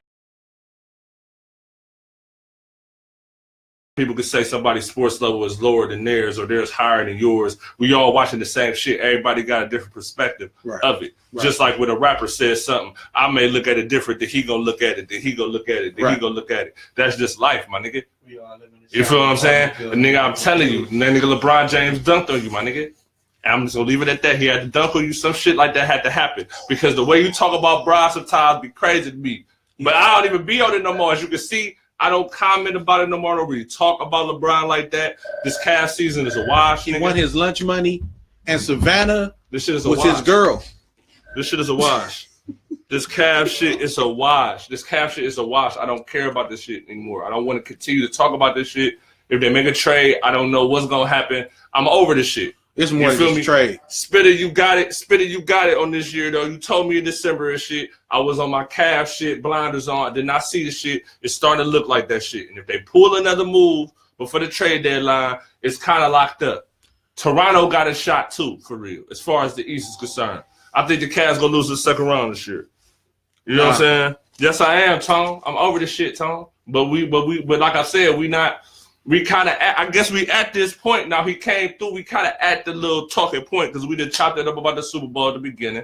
We done talked about the trade deadline and shit. Talked about this cash shit, which I really don't want to continue to talk about. This shit kind of pissed me off. You know what I'm saying? Like, I liked the Kyrie Irving a lot, yo. Like, I really liked that nigga. I liked it when we drafted him from Duke. Kyrie 7 games in, Duke. Niggas like, man, damn, who the fuck is this nigga? I'll start peeping. This nigga nice, bruh. And we traded this nigga for nothing, bruh. It doesn't make no sense. Like, I swear the only way that this shit gonna make any sense to me is if the Cavs fluke up like they always do with their picks, get a top 3 pick, and pick Trae Young, and I'll be like, all right, they did all this for this. Let's see what happens. Because Trae Young, that young nigga will come in, he gonna light it up. Yeah. He can grow. You know what I'm saying? Or the nigga from Duke, the nigga Marvin Bagley, the third, a player like that. There's a lot of players in college right now who will come into the league, give them like a year, 2 years with the Cavs rebuilding. They can have a solid playoff team, a comparable team. As far as the championship is concerned, their window might be a wrap for the Cavs. Who knows? Dan Gilbert talk about trading, selling the team and shit. They about to rebuild that shit, nigga. You can't even go down fucking Ontario right now. You can't go down Ontario until next year, nigga. So imagine you going downtown, trying to just go downtown, even to kick it now. Nigga. You can't go down Ontario at all, nigga. You feel me? So, I mean, it is what it is. Cavs going to the finals. That's what Dan said. It's not happening. It that's is. what I'm saying. I don't think it's going to happen. They lose in the second round. You talk about that's my father's shit. Nah, bruh. That's what I'm saying. Like, little shit like that be just like, that shit just be whack. Like, I mean, what else you gonna say? Like, you know what I'm saying? I like LeBron James. He a good player. That nigga had to show me, bro. I was mad he went to Miami. What you mean? I was sorry as fuck. But he had to. But I feel like now, looking back when he had to do that shit, I don't see what would have happened then either. All the Cavs need to do, and they already know this, is go back to the lineup when they ripped off 18 out of 19. Right now, they just experimenting until All-Star break. They're going to go back to those lineups. You wanted to see what Isaiah could bring you. He don't seem to be coming along great. I mean, all right, then. I mean, call a spade a spade. It's a spade a spade. You gave me a whack one, I gave you a whack one. All right, we agree to disagree. Keep pushing. Like, you're right. There is. But I mean, I'm here for the jokes, really. I'm not really here for the seriousness. I get serious when niggas be misquoting what I be saying. That's the only time I really get mad. Other than that, I'm just there for the jokes. I really don't give a fuck. I'm here for the jokes, but we gonna speak some truth too. But I'm here for the jokes, bro. The shit, that's it. Damn, he said, didn't they? He said they played horrible teams. They did play little bad teams at the time. Oh, a lesson. All right. Y'all already talked about Golden State. What you mean? I've been outside of Cleveland 100 times. I'm about to go to Missouri next month, though, for a minute. Really ain't got no Spitter. faith in About to hit Missouri next month. I don't think Golden We got State some going plays to. at ATL in the summertime. You feel me? Like, niggas got a lot of shit going, man. We talking about Trying to go on this little cruise for my B-Day, nigga. Yeah, You know, so we talking about Houston, and we talking about the Thunder, and I'm telling everybody right now. We talking about two teams that Trying to make plays. They choke. They've choked. Trying to make plays. Who choked? No, the Thunder choked when Durant was on the team. Durant choked. Durant was airballing. We're on the Shot to east the side fourth of quarter Cleveland, because he bro. can't run. Man, what you talking? Hold on, real quick. What you talking? Cleveland, man. I remember, nigga. I was with T and shit. I was with my girl and shit. I was staying at motherfucking where the fuck was I at? Motherfucking I think Garfield Heights or Shaker Heights or something. He like at Harvard. That ain't really the east side. Harvard ain't really the east side of Cleveland though. But all right, you feel me? But like we said, Spitter, niggas be outside the city. I don't know about that, but niggas be outside the city though, bro. Niggas be outside the city. That's the other side. Outside the city for what? Like what? No, the nigga Spitter had asked like, have y'all ever been out of Cleveland? Oh, I think he asking that because I asked him that. Oh, he said that was Yeah. Because like, and what I was saying with that, because you can't type everything, but like. The reason you see the media push so hard to get LeBron out of Cleveland, the reason that you see, if you go outside of Cleveland, you'll recognize outside of Cleveland, a lot of places don't respect us and don't like us. They don't like us. No. And they only do that because people that come from Cleveland go there and tell them Cleveland ain't shit. You know what I'm saying? That's just the real. You know what I'm saying? I spent 10 years in the South. I've been in Chicago. Like I've been around. You know what I'm saying? And it's a common denominator there when they come to Cleveland. New York, they don't respect Cleveland because we had a history for not winning championships after Jim Brown. You know what I'm saying? Yeah. We not a huge city or marketplace where people really care about. Even in the rap game, we got one of the livest rap games underground in the country. But you got to leave here in order to get popping. Yeah, right. Because totally they don't really respect us until we come to where they at. Oh, they'll take our talent then. Yeah, they'll pump us up. Look at all the talent that come out of Cleveland, out of the Midwest period. You know what I'm saying? But this college football, college basketball, all these. There's so many players. Ohio that produce. Ohio is always in the top 5. Ohio, California, Florida, Texas. Florida depends on if you basketball or football. But Ohio, Texas, and California is 3 states that send the most athletes to the NBA and the NFL every year. Yes. Basketball and football. Yes. We a football state, but we also produce a lot of basketball players. You say how is Harvard not the east side of Cleveland? It's the east-north. Because Cleveland only got east and west. The east sound like St. Clair Superior. Nigga, what you mean? East-south. I think so. So then Euclid like the east side. Hold on, listen. I'm gonna take you back to my Boy Scout days when I used to go camping. That's why I used to kick it in my neighborhood. On Harvard? With my friend. No, I used to go camping. when you pull out your compass, the compass has 8 points. Directions Right. on it. Right. You have north, east, west, south. Right. Right. Now, there are dashes. Once there is no longer pointing at north and it tilts to east, wait a minute, Charles. it's northeast. It's not north. We got Alexa, this bitch. I'm about When to it goes ask east- Alexa. She ain't gonna do. Is she gonna know that? Is she gonna know And what as you far trying as to we- say? You change the geography yet? Let's see. Alexa, what part of Harvard is Cleveland? Damn, that's wrong. That made no sense. This might answer your question. Harvard College is part of Harvard University. Cleveland Yeah, is that's part right. of Aleutian Islands. Did that Yeah, that's answer your question? No, I asked the wrong question. Sorry, I didn't get that. You got to Could you train her repeat first. the You question? gotta teach that bitch. I'm trying to think of where. Alexa, activate geography. I found a few matches. Do you mean Geography Genius or World Geography Quiz? Geography genius. To use Geography Genius, a parent needs to give permission. To do that, I sent some information to the home screen of your Alexa app. Well, we ain't about to give an Fuck Alexa Alexa. tutorial right now. Fuck Man, I'm really not. But what you talk about? Like, I don't know, bruh.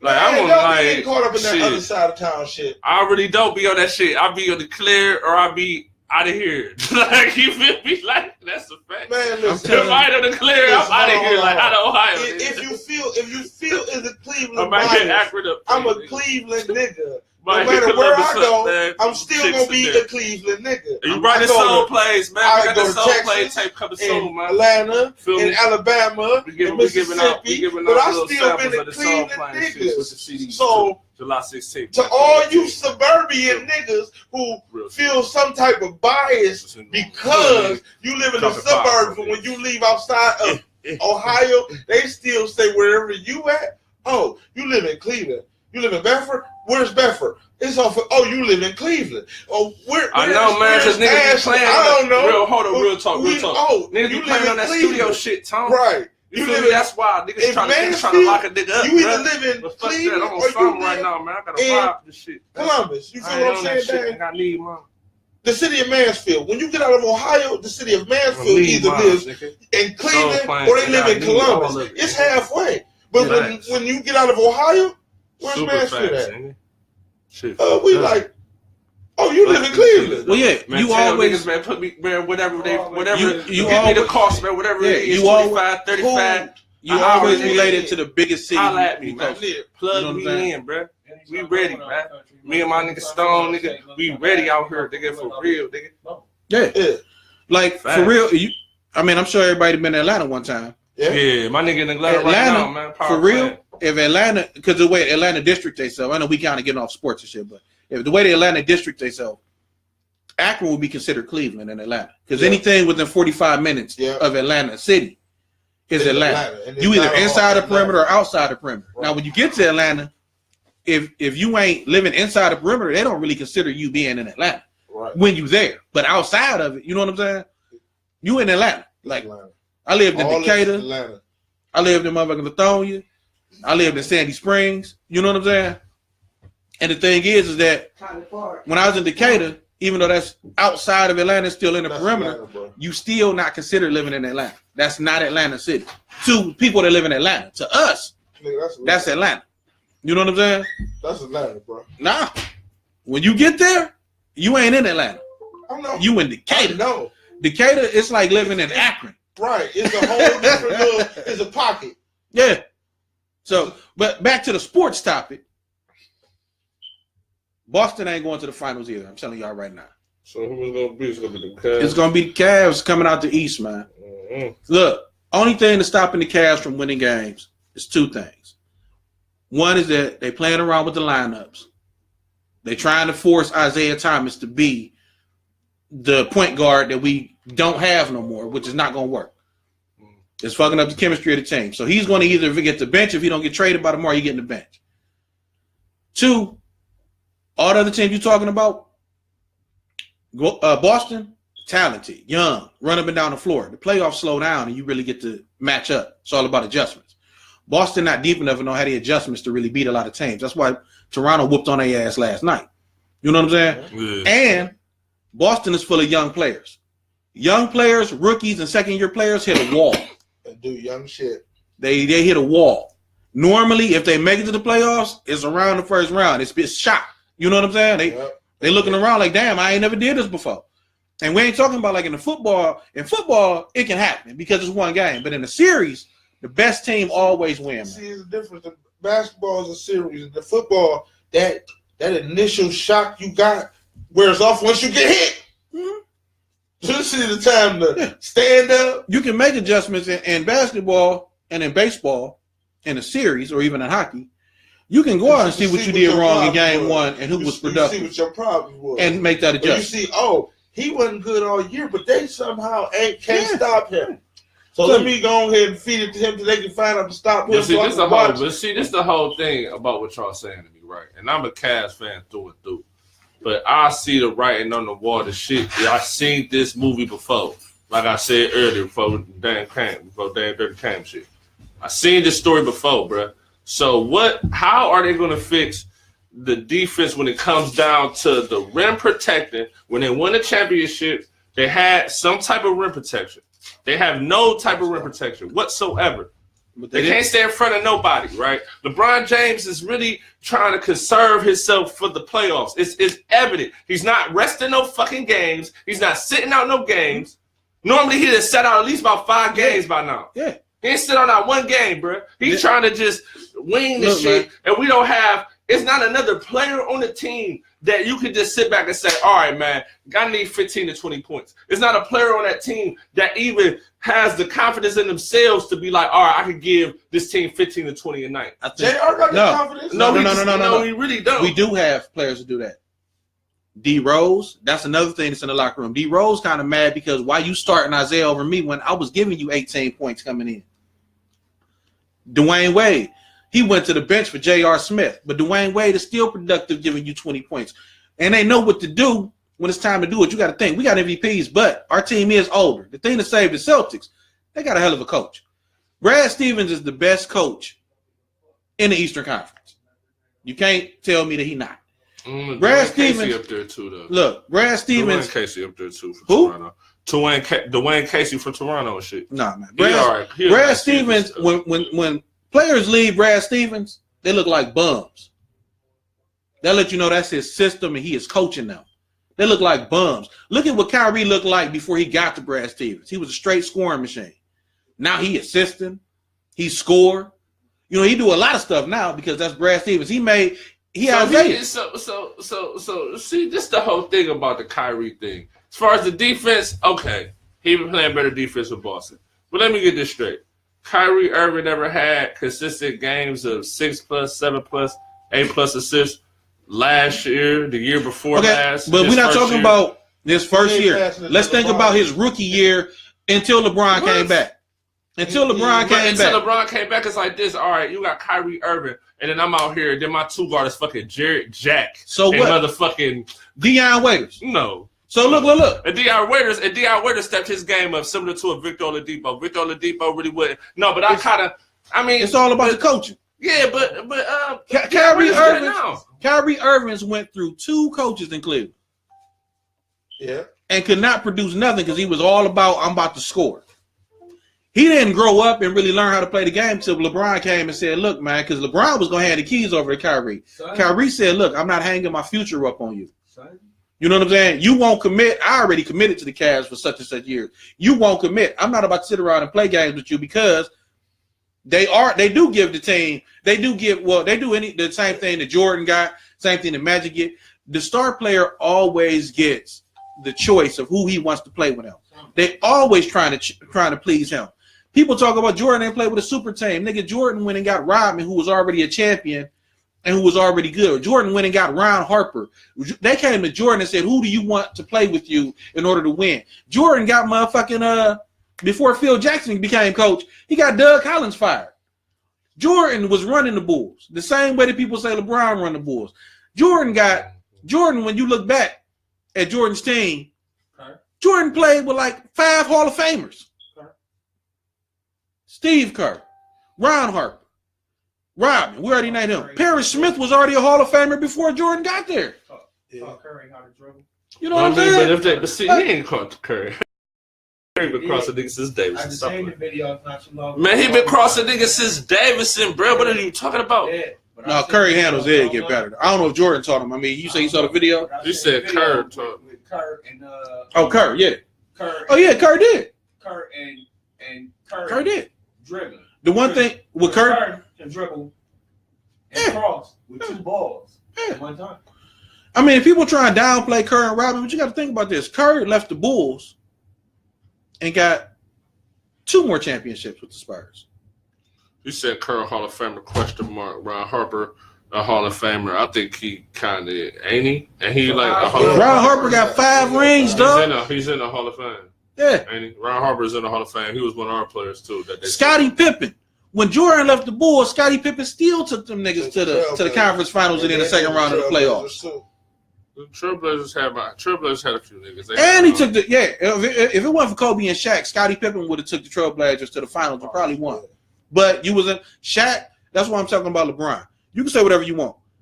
And he was Shaq- the old nigga with them young feisty niggas. LeBron James is the most dominant player we've seen in the NBA since Shaq. You know what I'm saying? Steph Curry got a good chance of being that, except Durant came and joined him, so it's gonna kind of take away. But for real, Steph Curry is the best shooter that I've ever seen in the NBA.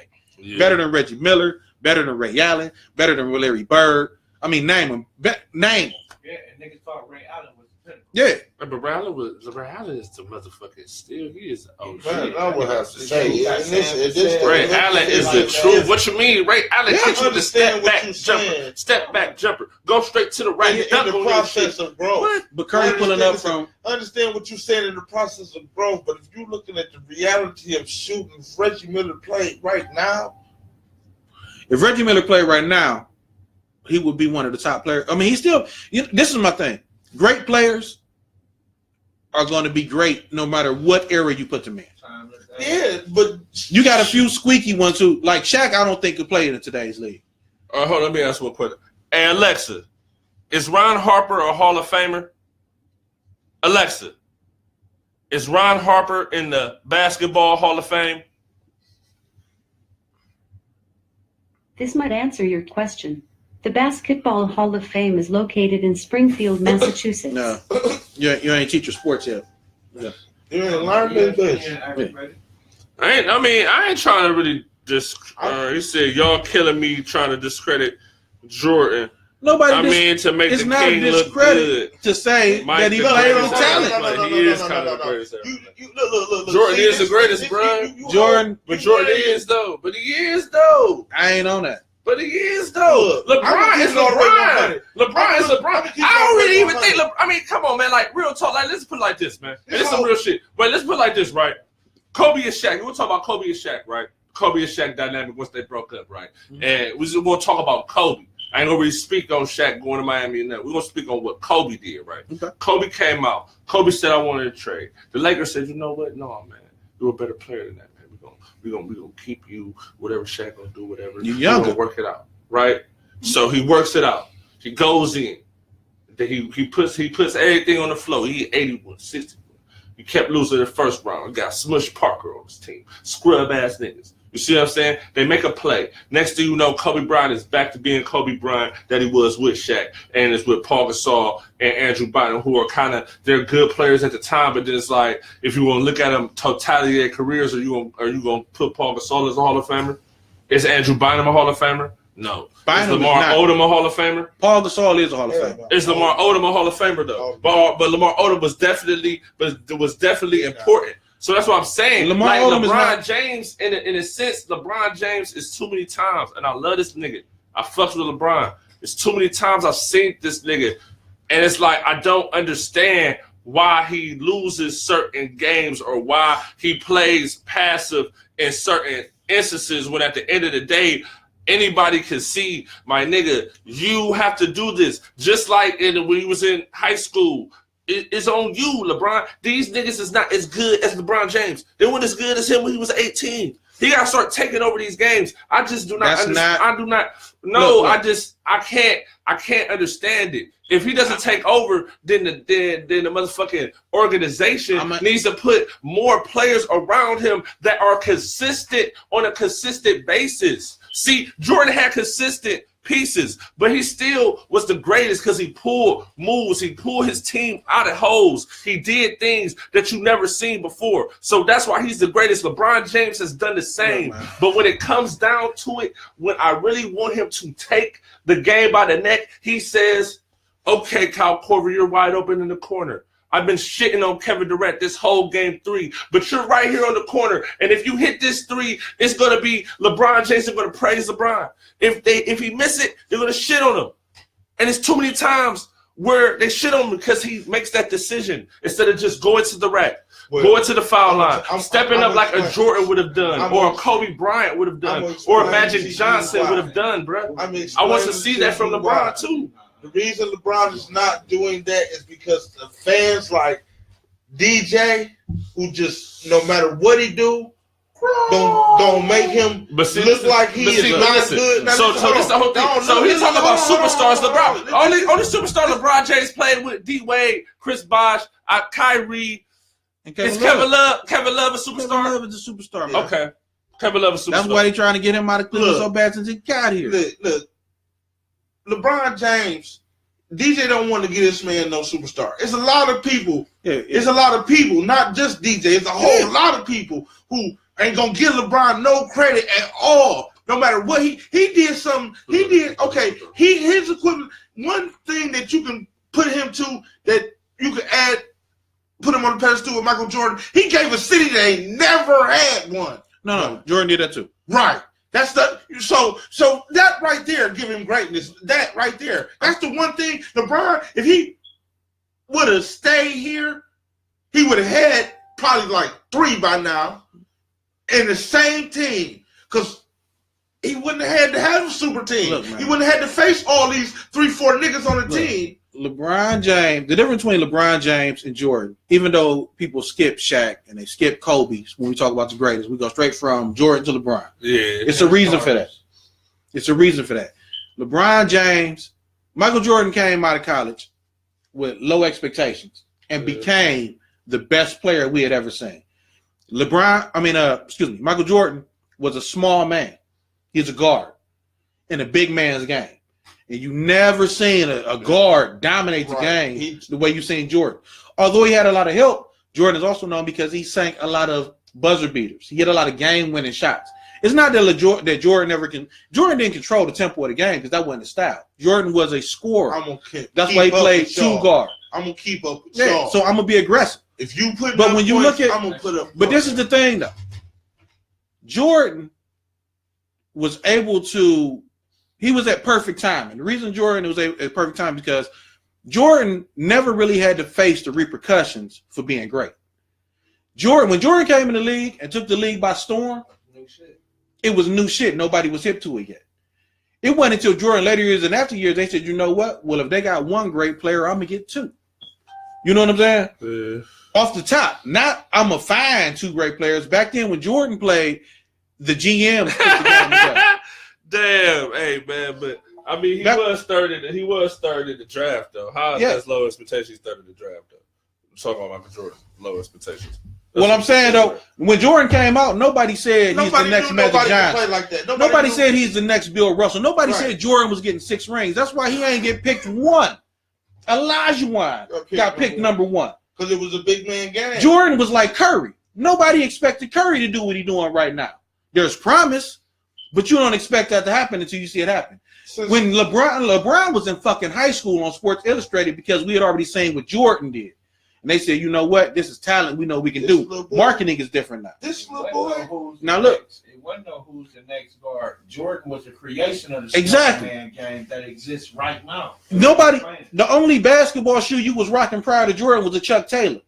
And I did a little research. He actually did play basketball. Like he's a real basketball player. But Jordan is considered the greatest not only because of what he did on the court, and he went 6-0 in the finals, even though for real, his win percentage is not higher than LeBron's.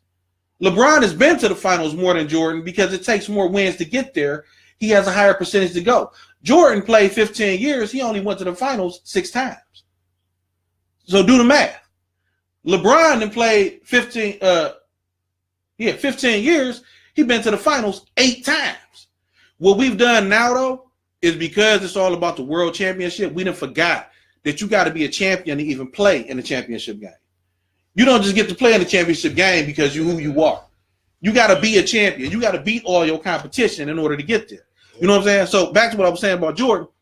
Jordan was able to play. First off, he never beat Boston in their prime. When he faced the Lakers, they was an old team. He knocked everybody off when they got old. Right. Everybody during his time down while he was knocking them old. The reason he gets so much credit for beating Utah is because he did beat them in their prime. That was Stockton and Malone's prime years, and Jordan beat him. And it was after he came back after sitting out for 2 years. Yes. But I'm going to tell you right now, had Jordan played straight through them years, he wasn't beating Olajuwon and the Rockets in the finals. He wasn't. They ain't had no answer for the dream. They had no answer. They had no answer for the Dream, for Horry, for the Jet. The team was too deep. You know what I'm saying? And two, what people overlook, what they overlook with LeBron, or what they beat LeBron up for, but overlook on Jordan. Jordan didn't start winning until he got Pippen. Shaq didn't start winning until he got Kobe. Every star player needs somebody on their side. You know what I'm saying? Yeah. And he needs somebody to go to. LeBron just happened to be so efficient at everything except for shooting. He's improved on it, but that ain't really his game.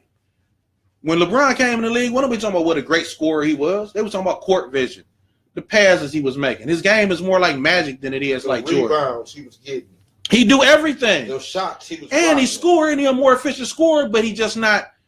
LeBron don't take the game winning shot all the time. That's not his thing. Right. But he get knocked because Jordan did.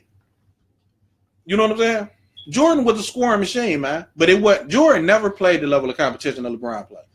I mean, especially now because you're gonna necessarily need to. Like, see, that's the whole thing. The mentality you're gonna need. It's gonna have to be three. It's gonna have to be the number one, number two, number three scorer. That's the way the NBA is. That's the way all these teams are set up. All these teams have a number one, a number two, and a number three scorer.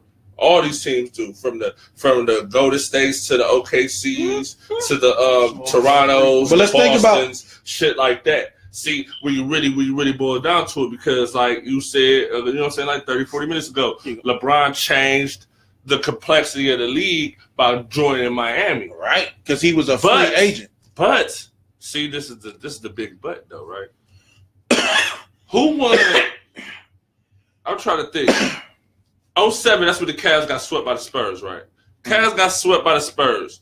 The year after that, that's when some shit happened that ain't never happened before in the NBA to that date. Ray Allen says, you know what? I want to go to Boston. They's like, well, shit, we going to get Ray Allen shit. We might as well try to get Kevin Garnett, too. Mm-hmm. But we going to get all these cats today. We going to get all these cats like a little bit like at the end of their prime, they great players and Hall of Famers, they potential Hall of Famers. We're going to put them together. Because that's what Karl Malone and them niggas did. And then Charles Barkley ended up on the Rockets. But they was past their prime. It wasn't. They did that. They wasn't as past their promise up. Now, just look. Yeah, they wasn't as past their promise up, bro. What LeBron did that changed the league going forward is that he took, I am a free agent. There, I can do whatever I want. And even though he went to Miami and teamed up with Wade and Bosh, who was both top 10 players at the time, and everybody's like, I've never seen that before. That's something Jordan ain't never had to face. You know what I'm saying? That's something he never faced because the mentality was different back then. Like Barkley tell you all the time, I didn't want to team up with Jordan. I wanted to beat Jordan. Now, the young cats don't want to beat Barkley. I don't want to go this game and be considered a great and not win a ring.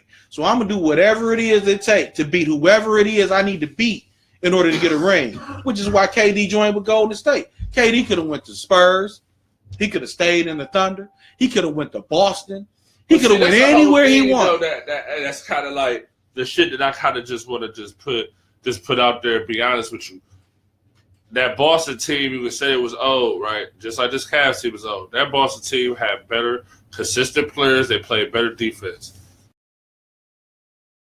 I don't understand how the Cavs could beat that Boston team, right? With Kevin Garnett, we got Kevin Garnett, Paul Pierce, Ray Allen. You have LeBron James, and who else?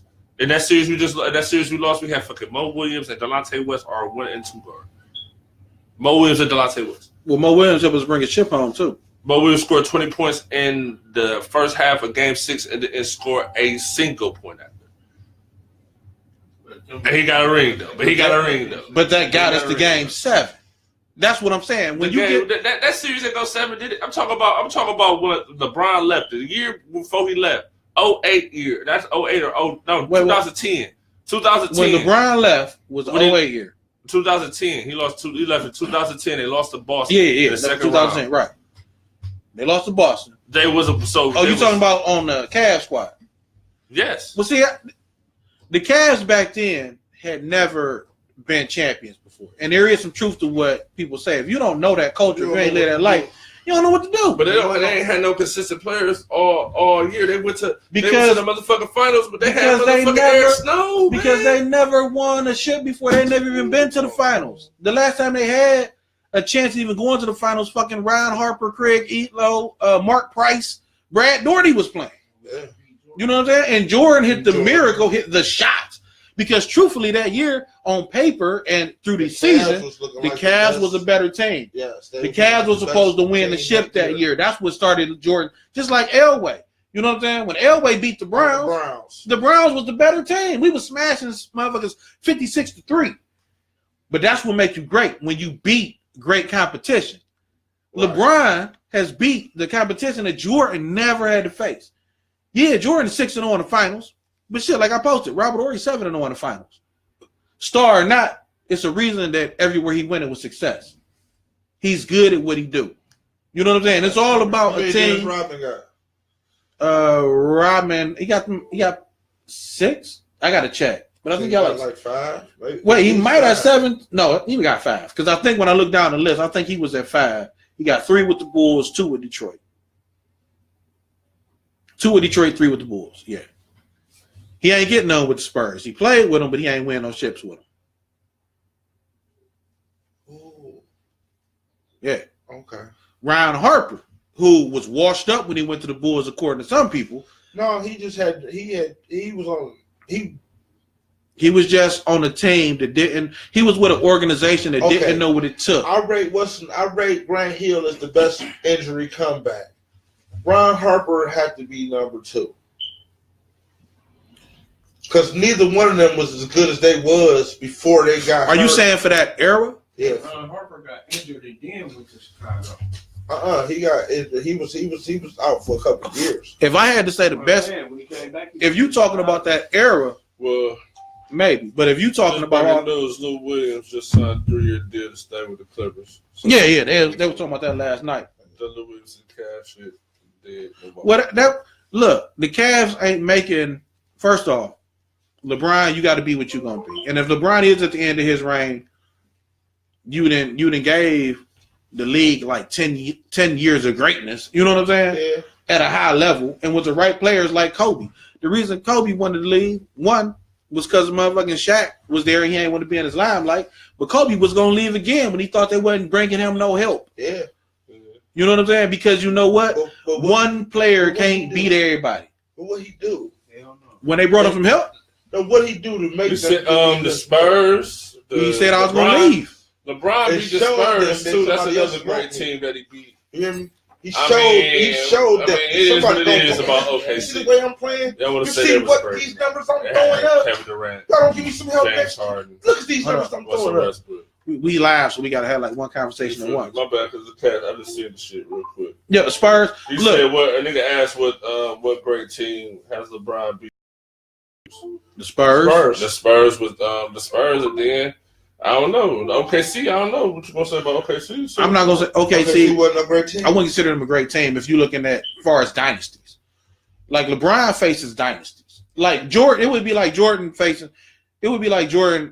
had faced the Lakers with prime players, then faced like the Spurs in their prime in his career and went 6-0. But I played both of y'all at least twice. You know what I'm saying? Yeah. I mean, like it was such a different league back then. It's the same argument when I was growing up. You know what I'm saying? Because I ain't that much older than niggas, but when I was growing up, it was the same argument when motherfuckers was talking about Jordan is the greatest player I've ever seen, and they were saying, "What about Bill Russell?" Yeah. Old folks was talking about Bill Russell. Real talk. My argument is, okay, if we talking rings, Bill Russell. Yes. If we talking about numbers, Will Chamberlain. Fuck all that other shit. Yeah. Will Chamberlain got numbers that ain't nobody ever gonna fuck with. And that's why ever. And that's why they had to take. That's why that don't really factor into the equation when you go into the Hall of Fame. It don't matter if you won a ring or not. It's about your accomplishments throughout your career. Yeah. Appearances count. If you appear in a championship game, that's because you are a champion. You are the champion of your conference. Ain't no such thing as a bum-ass championship squad. Ferry got one? Danny Ferry got a ring. He got him with the Spurs. Sitting on the bench? No, he was busting threes. From that one From the corner. corner. He was hitting threes with Horry. With Horry and Ferry was hitting threes. That's why they got a championship. He earned it. But you only got to be good at what you're good at. You ain't got to do all like Jordan really only did 3 things. Kobe only do like 2 or 3 things. You know what I'm saying? They're not Swiss Army. They give you defense, they score, and they add intensity. You know what I'm saying? They score in the same, but it was a different league back then, man. It was a different. Back then, the league wasn't even a skill. That's one of my things with now. Back then, the league was more physical. Mm-hmm. You know what I'm saying? Right. So it wasn't really about you having a great jump shot because it's like a player like Curry. It was plenty of Currys back in the day, but Curry wasn't making it through the game because I'm gonna elbow his ass in his ribs. Right. And by game 3, he ain't pulling up from 3 no more. You know what I'm saying? He trying to pass that. Yeah. I'm going to keep elbowing his ass in the ribs. What do you think the Pistons got their names step for? on the nigga foot. Every time I run past him, I'm step on his foot. The no layup rule? Is you crazy? Could they do a no 3 rule in the game right now? What team would do a no 3 rule where if you try and pull up a 3 on us, we just going to bust your ass to the Anthony floor? Mason run the court. No, Real talk. Exactly. Game now. That would be the equivalent. The Detroit Pistons made the Jordan rule. Because you're not going to keep running in through the lane. We know you faster than us. We know you can get to the hole. We know you can dunk. We know all of that shit. But you're not going to keep doing that. So we're going to keep putting elbows to your jaw, to your chin, and your ribs. And so you will stop doing that shit. Jordan had to go hit weights, man. Jordan had to bulk up because they was beating his ass up. Yeah. Nowadays, the motherfuckers played to the rules that they played back then and did a no 3 rule. You wouldn't hear about Steph Curry. Yeah. You wouldn't hear about Klay Thompson, even though Klay Thompson got a little bit of size on him. You ain't shooting on them 3s on me, man. Period. That's why Barkley and them be laughing on the motherfucking the little conferences when they talk about the way that they play versus now. Because like the rules, America, for the entertainment value, we love points. That's why you see like 48-point games in football from just a regular team. That's bad. But I mean, that's the game, man. It's more skill now. No, it's not. It is defense.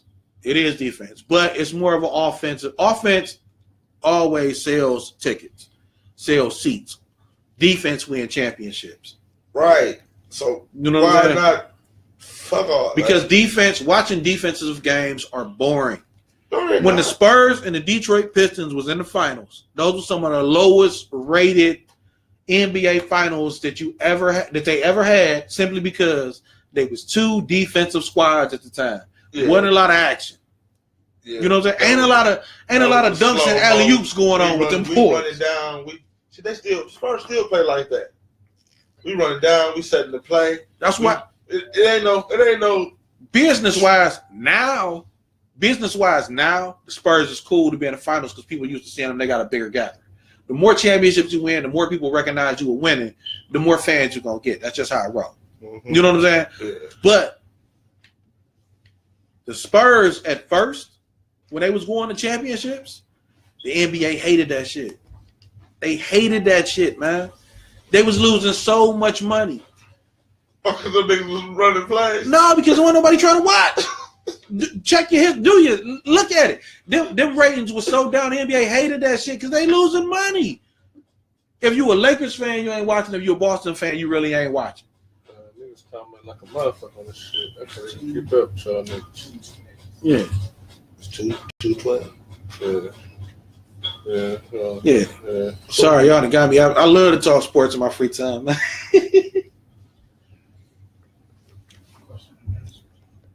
Ooh. Oh yeah. Well, y'all go ahead, man. My special guest appearance. You got the tablet right there. What's going on? Look at the tab. They got some questions. Say question and answers. Oh yeah, man. It's question and answer time. Ask your little questions and shit. You know what I'm saying? What y'all want our little opinions on real quick before we end this shit off? Everybody got their own little comments they've been saying. You feel me in this shit? I ain't. You know what I'm saying? It's been going so crazy. I can't keep up. I don't be wanting to cut niggas off. You just gotta pick a few, man. You feel me? Let me step out. All right, so you say OKC was it great? What are you doing? What you doing, big guy? Answer some of these questions. Oh, you go fill out the paperwork? Yeah, go file some forms real quick. Okay, bro. I ain't know what's going on. My bad, bro. I ain't talking. We got a substation. Commercial break. All right. That's cool. Right there. Move and shit. All right. Move. All right. Well, shit. Damn it, tell This shit dead, nigga. you didn't let it go dead on you. Nigga, I ain't had no motherfucking charger to do that shit. My phone on 5%. Damn. Oh shit, that shit dead, nigga. shit killed dead. That shit killed. She said that shit killed.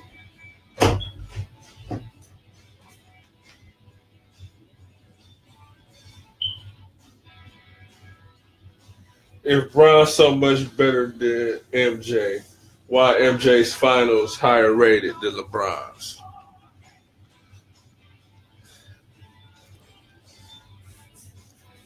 Man, DJ, tell me personally, what's up with you and LeBron? What did he dunk on you in high school or something? Damn, my bad, man. And he said that shit was whack, man. That shit was a whack joke. He like I just want to know. I mean, you keep saying it to him. I'll be honest. You would have hit him with it again. It's kind of hard for me to talk about. It's kind of hard for me to talk about niggas that I don't like because I don't really spend time talking about niggas that I don't like. But you spend a lot of time. Like he did something to you, man. He took one of your little side pieces. He took your side piece. He took Savannah, man. Okay. It's been hatred ever since. You know how that go. I can't agree, nigga. Okay, this is a question for you, DJ. They was both playing ball at the court. If you pick five people to be on your team, LeBron James will not be on your team.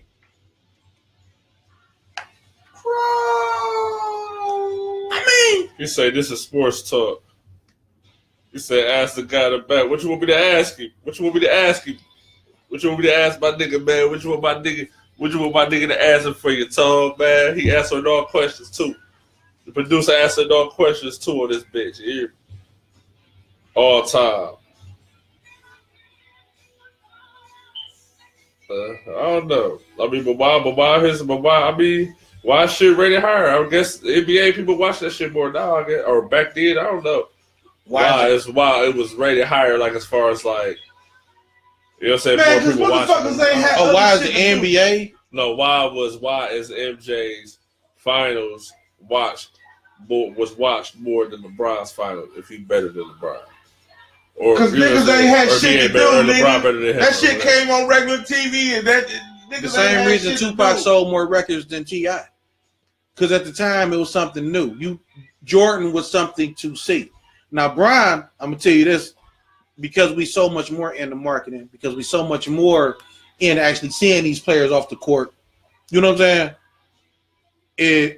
He don't have the best personality. LeBron is not the most likable person in the world. No, he's not. You know what I'm saying? And LeBron is not, and that's, Stephen A. and them talked about this the other day, and like you can really see it, but like never before have we seen where LeBron's teammates was losing respect for him. A lot of fans don't respect LeBron, but to deny his greatness is to just be a hater. Is a straight to deny what he doing. Like he did something to you. LeBron is a if you put LeBron in the 80s, he would still do what he doing today. LeBron not physical because the game not physical. LeBron started off playing football. That's the most physical sport you can damn near get into until you get into full contact. You know what I'm saying? Right. So it ain't like that ain't what I'm on. He just know he can make more money. When you're an athlete like that, shit, if this was 1960, LeBron would be a boxer. You know what I'm saying? Yeah. So it's just all about is what's relevant with the times that you're living in. And these athletes in today, shit, we grown. It's just like when you was ever on the street, you know what I'm saying, doing whatever you're doing. Whatever you're doing in this lane right now, you have people do it before you, so you know what not to do now. You know what I'm saying? So it's time. Of course, it's gonna be a little different, but the skill set don't change.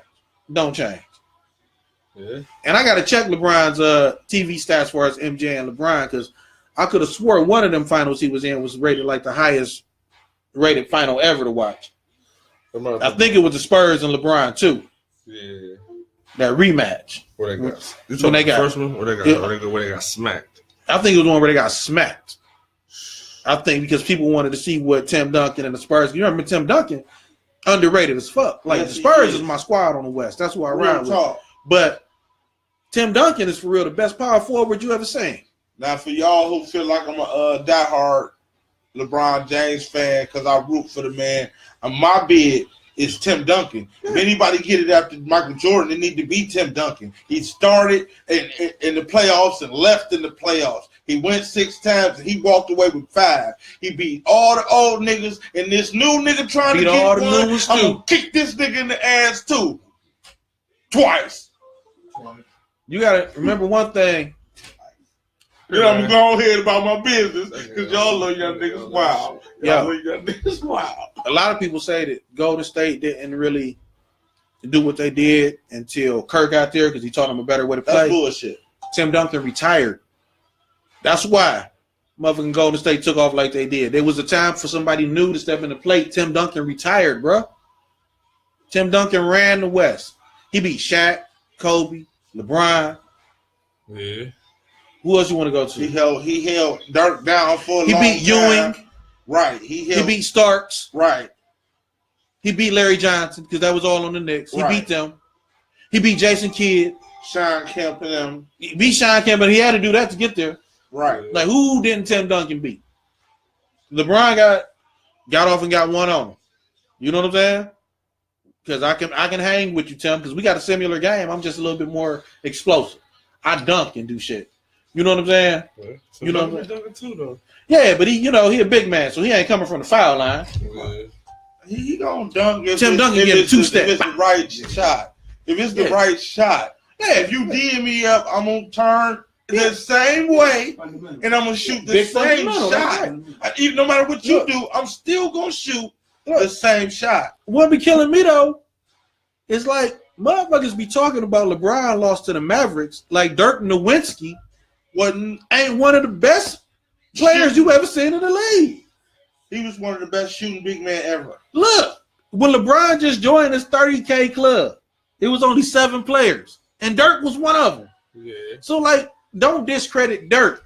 You know what I'm saying by saying, then you talking about Jason Terry. I mean, you talking about that squad was stacked. That's just like Miami when Dwayne Wade won his first ring. That team was stacked, man. They was older players. They look like the Cavs now. Right. Except the only difference is the Cavs don't have a young spark plug.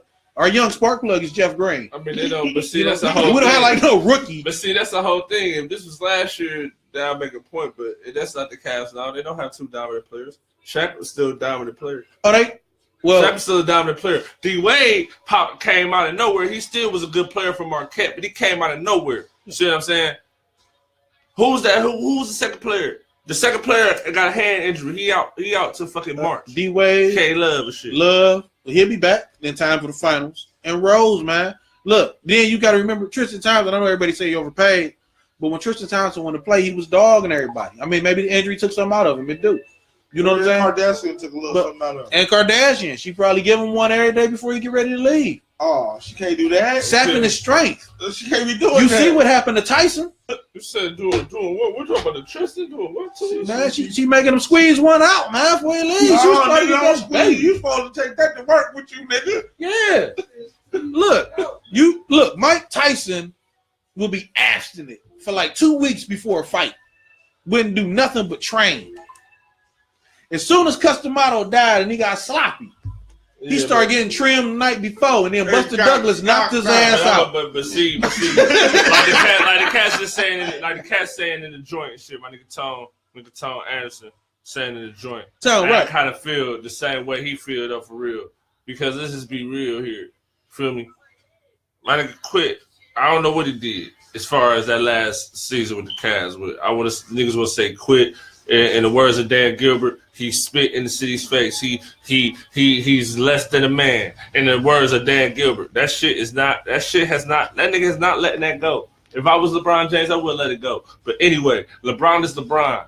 LeBron had D-Wade. D-Wade was comparable. Bosh was looking good. He came up short in the fourth quarter, 4 straight games. It was up 2-1. There's no way LeBron James is supposed to lose that series. That is a blemish on his record. 2015, you would have put that on him. You can't. I know my nigga said he the best player there. I know he said he the greatest player in the world in the motherfucking press conference when it was up 2-1. They was down 3-2, and they asked him, "Is you worried?" He said, "No, I'm the greatest player in the world." So I feel him on that. Yo. He felt he could feel like that. What you up 2-1? Oh, my second best player is Matthew Dellavedova, and y'all got arguably the best 2 fucking shooters to ever do it. Klay Thompson is not no scrub either. Klay Thompson is a good shooter, bro. Klay Thompson is a beast. What do you mean? And it's just Klay LeBron. Thompson is a beast. Yeah. Maybe if I had a little bit more from a J.R. Smith back then or a Shumpert back then, maybe the conversation would be different if the Cavs would have won 2 from Golden State. Or Kyrie wouldn't have went down in that game 1 in 2015. You know what I'm saying? But LeBron still lost that shit. It's a blemish. He still lost it. To the Spurs, my nigga, you know what I'm saying? He was all by himself. D-Wade was injured as fuck. You feel me? He wasn't 100%. My nigga LeBron putting it all out there on the floor. They had to carry his ass off the game 1 and shit where he got all these cramps and all this shit. Because he never did it You feel before. what I'm saying? That's a blemish as well. I mean, but to me, as far as all these other players out here, he's still the greatest player in the game. Can you name another player that got carried off because of cramps? I can't. How about Paul Pierce? Paul Pierce, How about Paul Pierce got carried to the back on the damn stretcher? They was holding him up, carried him back. Then he come running out in the fourth quarter to bust game-winning shots. You know who else got their ass whooped first time they went to the finals? Shaq. Yeah. Because he had never did it before. Yes, they clowned him this first time. Never did it before. But what he was going against the fucking Dream? Or what he's going to do against the Dream? And No. That's what we say in hindsight. You know what I'm saying? That's what we say in hindsight. But for real, Orlando was tearing niggas apart, man. Shaq was Anthony Hardaway, Derek Anderson, Shaquille O'Neal. Anthony Hardaway ain't go down with that knee injury. Dennis Scott, Horace Grant left the 5-time championship Bulls to go play in Orlando. You know what I'm saying? Like, they was tearing niggas apart, man. But you know, when you ain't been there before, you don't know what to do. For real. First time LeBron went to the finals, he pulled, basically, the Cavs to the finals. As a young dude. I think like the youngest player to ever hit the finals. Yeah, you know what I'm saying? I think he was the youngest because he came straight out of high school. You know what I'm saying? Where Jordan went to college, I think 1 or 2 years. Yeah, so he'll always be the youngest. So he the youngest. Yeah, you know what I'm saying? Didn't go his first year. Kobe didn't go, but Kobe rode the bench before he started. Magic came out. Huh? Magic came out to a team. No, but Magic went to college first. Magic and Bird was hyped up because they went to college and battled each other. Yeah, Michigan State. LeBron gonna be the youngest in anything he do because he's fresh out of high school. So, but when he got there with Dwayne Wade and Bosh, LeBron didn't realize he was the man. That was who's second finals. That wasn't no Shaq's second finals. Shaq only went to 1 finals, bro. Shaq went to 1 finals win. He went to 1 finals with Orlando. Orlando went to the finals. No, he went to 2. They went back to back. Yeah. He ain't had no answer. Because they got schooled. He ain't no answer for Akeem, bro. That's basically what that is. I mean, the dream. Akeem Olajuwon. Yeah, he ain't know what to do. I think he just ain't had no answer for Akeem. The young Shaq ain't had no answer for Akeem. Right. Like the young LeBron ain't had no answer for no fucking Tim Duncan and Manu Ginobili and Tony Parker. Exactly. And you got to remember, it's still a team. That have been known in NBA history. $124 million when he moved to the Lakers after leaving Orlando. Yeah. You got to remember, Orlando ain't never won no championship. They just like the Cavs until 2016. Yeah. So they don't know what it takes. They don't know how to put together a championship team. You said Darko was the youngest. Darko Milicic was the youngest to do what? What was the youngest to do what? Please tell me. Darko Milicic. The youngest to do what? Please tell me. Wait till he says that. He just said Darko Milicic. And he talking about niggas don't know sports and shit. And you be bringing up some of the scrubbiest niggas. I just don't understand it. Darko Milicic. Because he got drafted and they won that year. Then he played in the finals. He went to Detroit. Darko Milicic went to Detroit with that second pick, didn't he? Hold on. Is you talking about role players? Because Robert Horry better than him. Robert Horry. But we saying the youngest that ever go to the finals. The youngest that go to the finals. That's what we're talking about. The youngest that go to the finals. But whoa. Who asked that? Who said that? You know who said that? You know who said it? Dancing. The great Dancing D'Angelo. Nigga, shut up. Man, you talking about shit, if that's the case, when LeBron went to the finals, it was a rookie on the team. We ain't talking about just who went to the finals. We talking about who led their team to the finals. Stop dancing. He be dancing, boy. They've been back-to-back years, though, Spiller. Man. Orlando went back-to-back years, if I'm mistaken. I might rename him, man, the Electric Boogaloo. That boy be dead. Because the one year Orlando went and wasn't no Jordan, and then Jordan came back and they beat Jordan. Look, every championship team that go, I don't give a damn how young the star is. It's a rookie on the team. Yeah. But Darko Milicic was with, but that was 03, right? That was 03. That was Detroit. Regardless of what team it was, he wasn't no star. We talking about stars. Leaders of the pack, man. Somebody. Come on, man. Come on, man. Not them expandable people, nigga. Who we turned, bro? Somebody. My boy Electric Boogaloo, Dancing D'Angelo, man. He come out with that. Hey, Spitter, what you want me to ask Alexa, man? We got Alexa right here. We got Alexa right here, man. What you want me to ask her, man? Hold on, no shit. She fact checking. We got a fact checker now, my nigga. It's lit. We talking about great players, man. Bill Russell. You said the youngest. You said y'all said the youngest, not the y'all didn't say stars. We were talking about stars. The context. Somebody. Then you gotta be. Hey, man, then you ain't go to Cleveland Public School. You need to have your parents get their money back, bro. Look, man, you ain't getting Savannah. Just let it go. Like I said, Spitter, man, what you want me to ask Alexa, man? Talk about some other shit. We got Alexa over here. We ain't like, damn, man. Let it go. Let it go. Let it go. What y'all want Alexa? What y'all want Alexa to say? We better holler at Alexa right now. He learned how to play the piano after that shit, man. Like, Mixit.com/the return of Notre Dame. Oh, shit.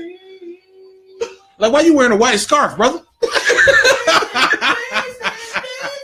You said chill, Dan. He said chill, Dan. Oh, okay. Yeah, He's all right. He's talking to you, Dan. He said chill, Dan. Yeah, these cats tripping, man. We do got Alexa over here, though. You feel me? Like, she right there. Wait a minute. Hold on. Chill, tripping. Alexa, how many NBA Finals? Funnel Vision has over 4 million subscribers on YouTube. Alexa, how many NBA Finals appearances did the Orlando Magic have? Just gonna say 2. And if it says 2, then they only won 1. Sorry, I'm not sure. They never won, no. I said went 2 appearances. It would if it's 2. If Orlando have 2 appearances, then I'm wrong. We wrong about that shit. Spit it right. They only went 1 year. Because I do remember they played the Knicks. I do remember they played the Knicks. And one was the match. I do remember they played the Knicks. No, Houston. Hold on, they played Houston twice. Houston only got 2. Yeah. Orlando got 2 appearances. They played in the finals. They lost to the Lakers, man. Come on, my G. They lost to the Lakers with Dwight Howard. Well, yeah, they went again with the Lakers, so that's 3. That's 2. That's 2 finals appearances. They went. Oh, that's right. You know what? They lost to Houston. They never made it back. Until then they went with Dwight Howard. So that's the 2. Orlando Magic has 17 wins. Because Houston beat. Right. Wait, damn, they beat they beat Orlando, and they beat the Knicks. That was right. Because that was when OJ went on his shit. Yeah, but Houston and the Knicks was playing right there. But shit, wasn't the motherfucker they interrupted the game. Wasn't the league fucking locked out? You know what I'm saying? No, the league locked out the first championship year of the Spurs. That's why the Shaq and Kobe wouldn't count San Antonio, and they wouldn't count San Antonio's first championship. They said that was a lockout year, so we don't count that. Because the niggas make excuses. It don't matter.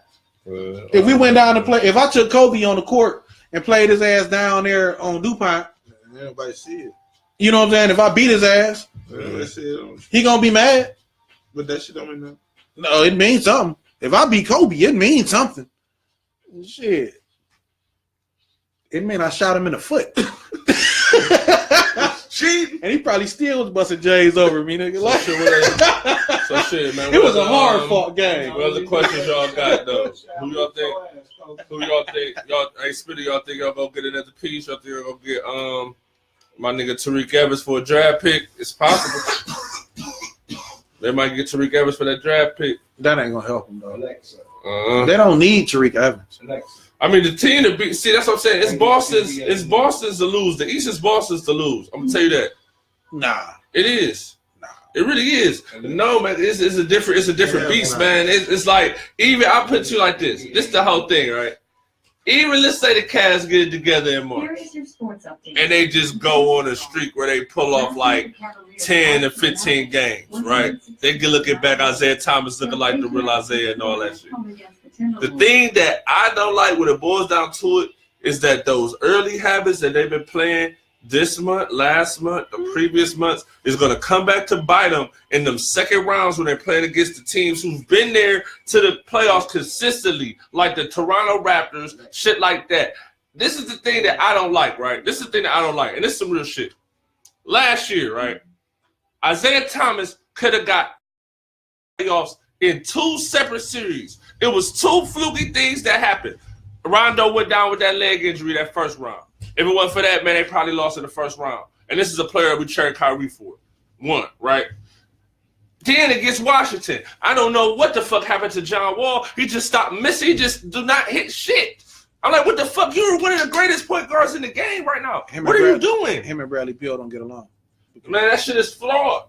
Look, that shit fraud to me. Look. I'm a cause I'm just saying, like, at the end of the day, the East is a toss up with LeBron. You know, when the playoffs come around, he's gonna turn it up a notch. I know that. It's not really about LeBron that I'm really worried at this point. I'm worried because I know that a player like a Jay Crowder is not gonna give me shit in the playoffs. I know that already today. It doesn't matter what he does from today till April. I know when it comes down to it, he's going to give me nothing. J.R. Smith, I don't know what he's going to give me. I still got some hope on him. They don't know even how to play Shump. Shump been healthy for the past week. He ain't even been on the floor. Look, you see what I'm saying? You still got Kevin Love coming back too.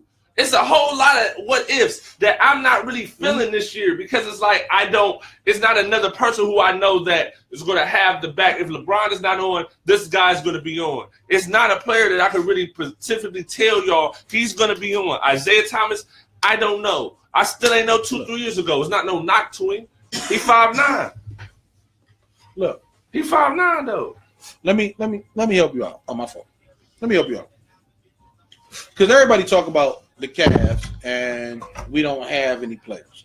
I ain't saying we see. This is the thing. Well, I don't feel. Damn, this is all I want to tell you real quick. I don't feel like we don't have no players. I was on the record saying a couple months ago that we're one of the deepest teams that I'd have seen in the past couple years. Yeah. I'm not saying that. What I'm saying is the pieces don't match. They have a lot of pieces. It do not match. None of these pieces match at all. They don't match. Let me ask you a question. When we played Chicago a couple nights ago, either the Bulls or a couple nights ago we played, I think it was Orlando or something like that. We switched the lineup back. This is when Kevin Love got hurt. Well, before Kevin Love got hurt. We started with our original starting lineup, J.R. Smith, LeBron, Kevin Love, and Tristan Thompson. Yeah, that was. And we had Isaiah. How many points did J.R. Smith score? We had I think that was a game we just was hitting a lot of threes. Yeah, like 20-something. Yeah, because of familiarity. Look, the Cavs, this is the thing about the Cavs. We can talk about playoff experience. Okay. You go player for player down the Cavs roster. I'll put your shoes on top of the grate because water gets down. All right. What's going on, man? When you look at our roster, the reason we owe is because we got a lot of experienced players who went deep in the playoffs, if not won ships. Every player on our roster, we got like 3 MVPs on our roster who know what it's like to lead a team. When it comes to the playoffs, that's where depth show up. That's where you can make all of those adjustments. The Cavs have shown you different lineups that they can dominate and still be the best team in the East with.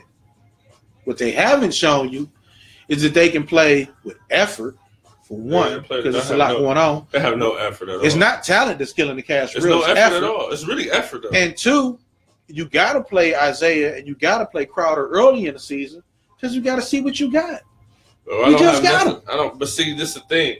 I know this is the thing about Jay Crowder and Isaiah Thomas. This is the thing. Crowder don't want to be here. Jay Crowder.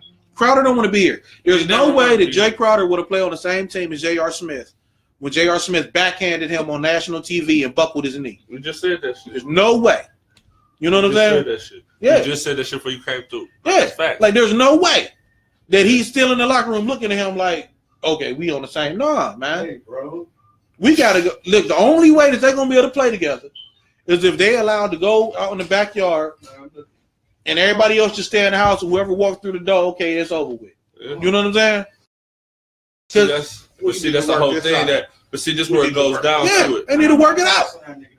But see, the whole thing about the Cavs is that right now you're looking at teams like with the Blake Griffin move in Detroit. No. With him in Detroit, I'm just saying what they're trying to do. I'm not really convinced that Blake Griffin's going to do a lot in the playoffs if we get there. I'm not saying that. I'm not convinced at all. But I'm saying, like, it's to the point to me, and around this time in previous years, just where the continuity starts showing its face. I'm not seeing that right now. And that's the point that's starting to get me like, Only thing that could really save the Cavs right now, I'm going to knock on some wood, man. There's some wood near me or something. You feel me? Man, look. Another key injury happening to a big player on the Eastern Conference. That's really one of the only other things that can save the Cavs and be like, all right, boom, another player goes down. Now the Cavs got an easier path to where they don't have to really start playing no defense until motherfucking it's too late. The Cavs last year was the worst team, one of the worst teams in defense until the playoffs hit. Then they was one of the best. Yeah. The Cavs, and this is damn near the same squad. We got a few changes, but the same core group. The Cavs this very year, when LeBron has wanted to play and they played with lineups they knew they could dominate, they won 18 out of 19 one time, and then the next time they went 13 straight. The Cavs right now, the biggest problem with the Cavs right now that people see is that we get big leads and then lose late because we experiment and got people in that don't need to be in. You're not getting big leads on every team you play because you ain't got talent. Yeah. Old legs, my ass. Them ain't no old legs because they getting the lead so big. If they want, they can stretch it out. What they doing is what you talked about earlier. They're preserving themselves, man. They're older. LeBron's really preserving himself. No, LeBron. Wade, people following. D Rose. All of these players we got are experienced. Kyle Korver. They need their legs late. They don't need them right now. That's for these young boys to run up here down the court to entertain y'all. But what young boys they got to do that? No. What I'm saying is that's for the young boys in the league. Right, but let them shine. When it's time, when the playoffs come, how many lineups can Boston throw out? I mean, not really a lot.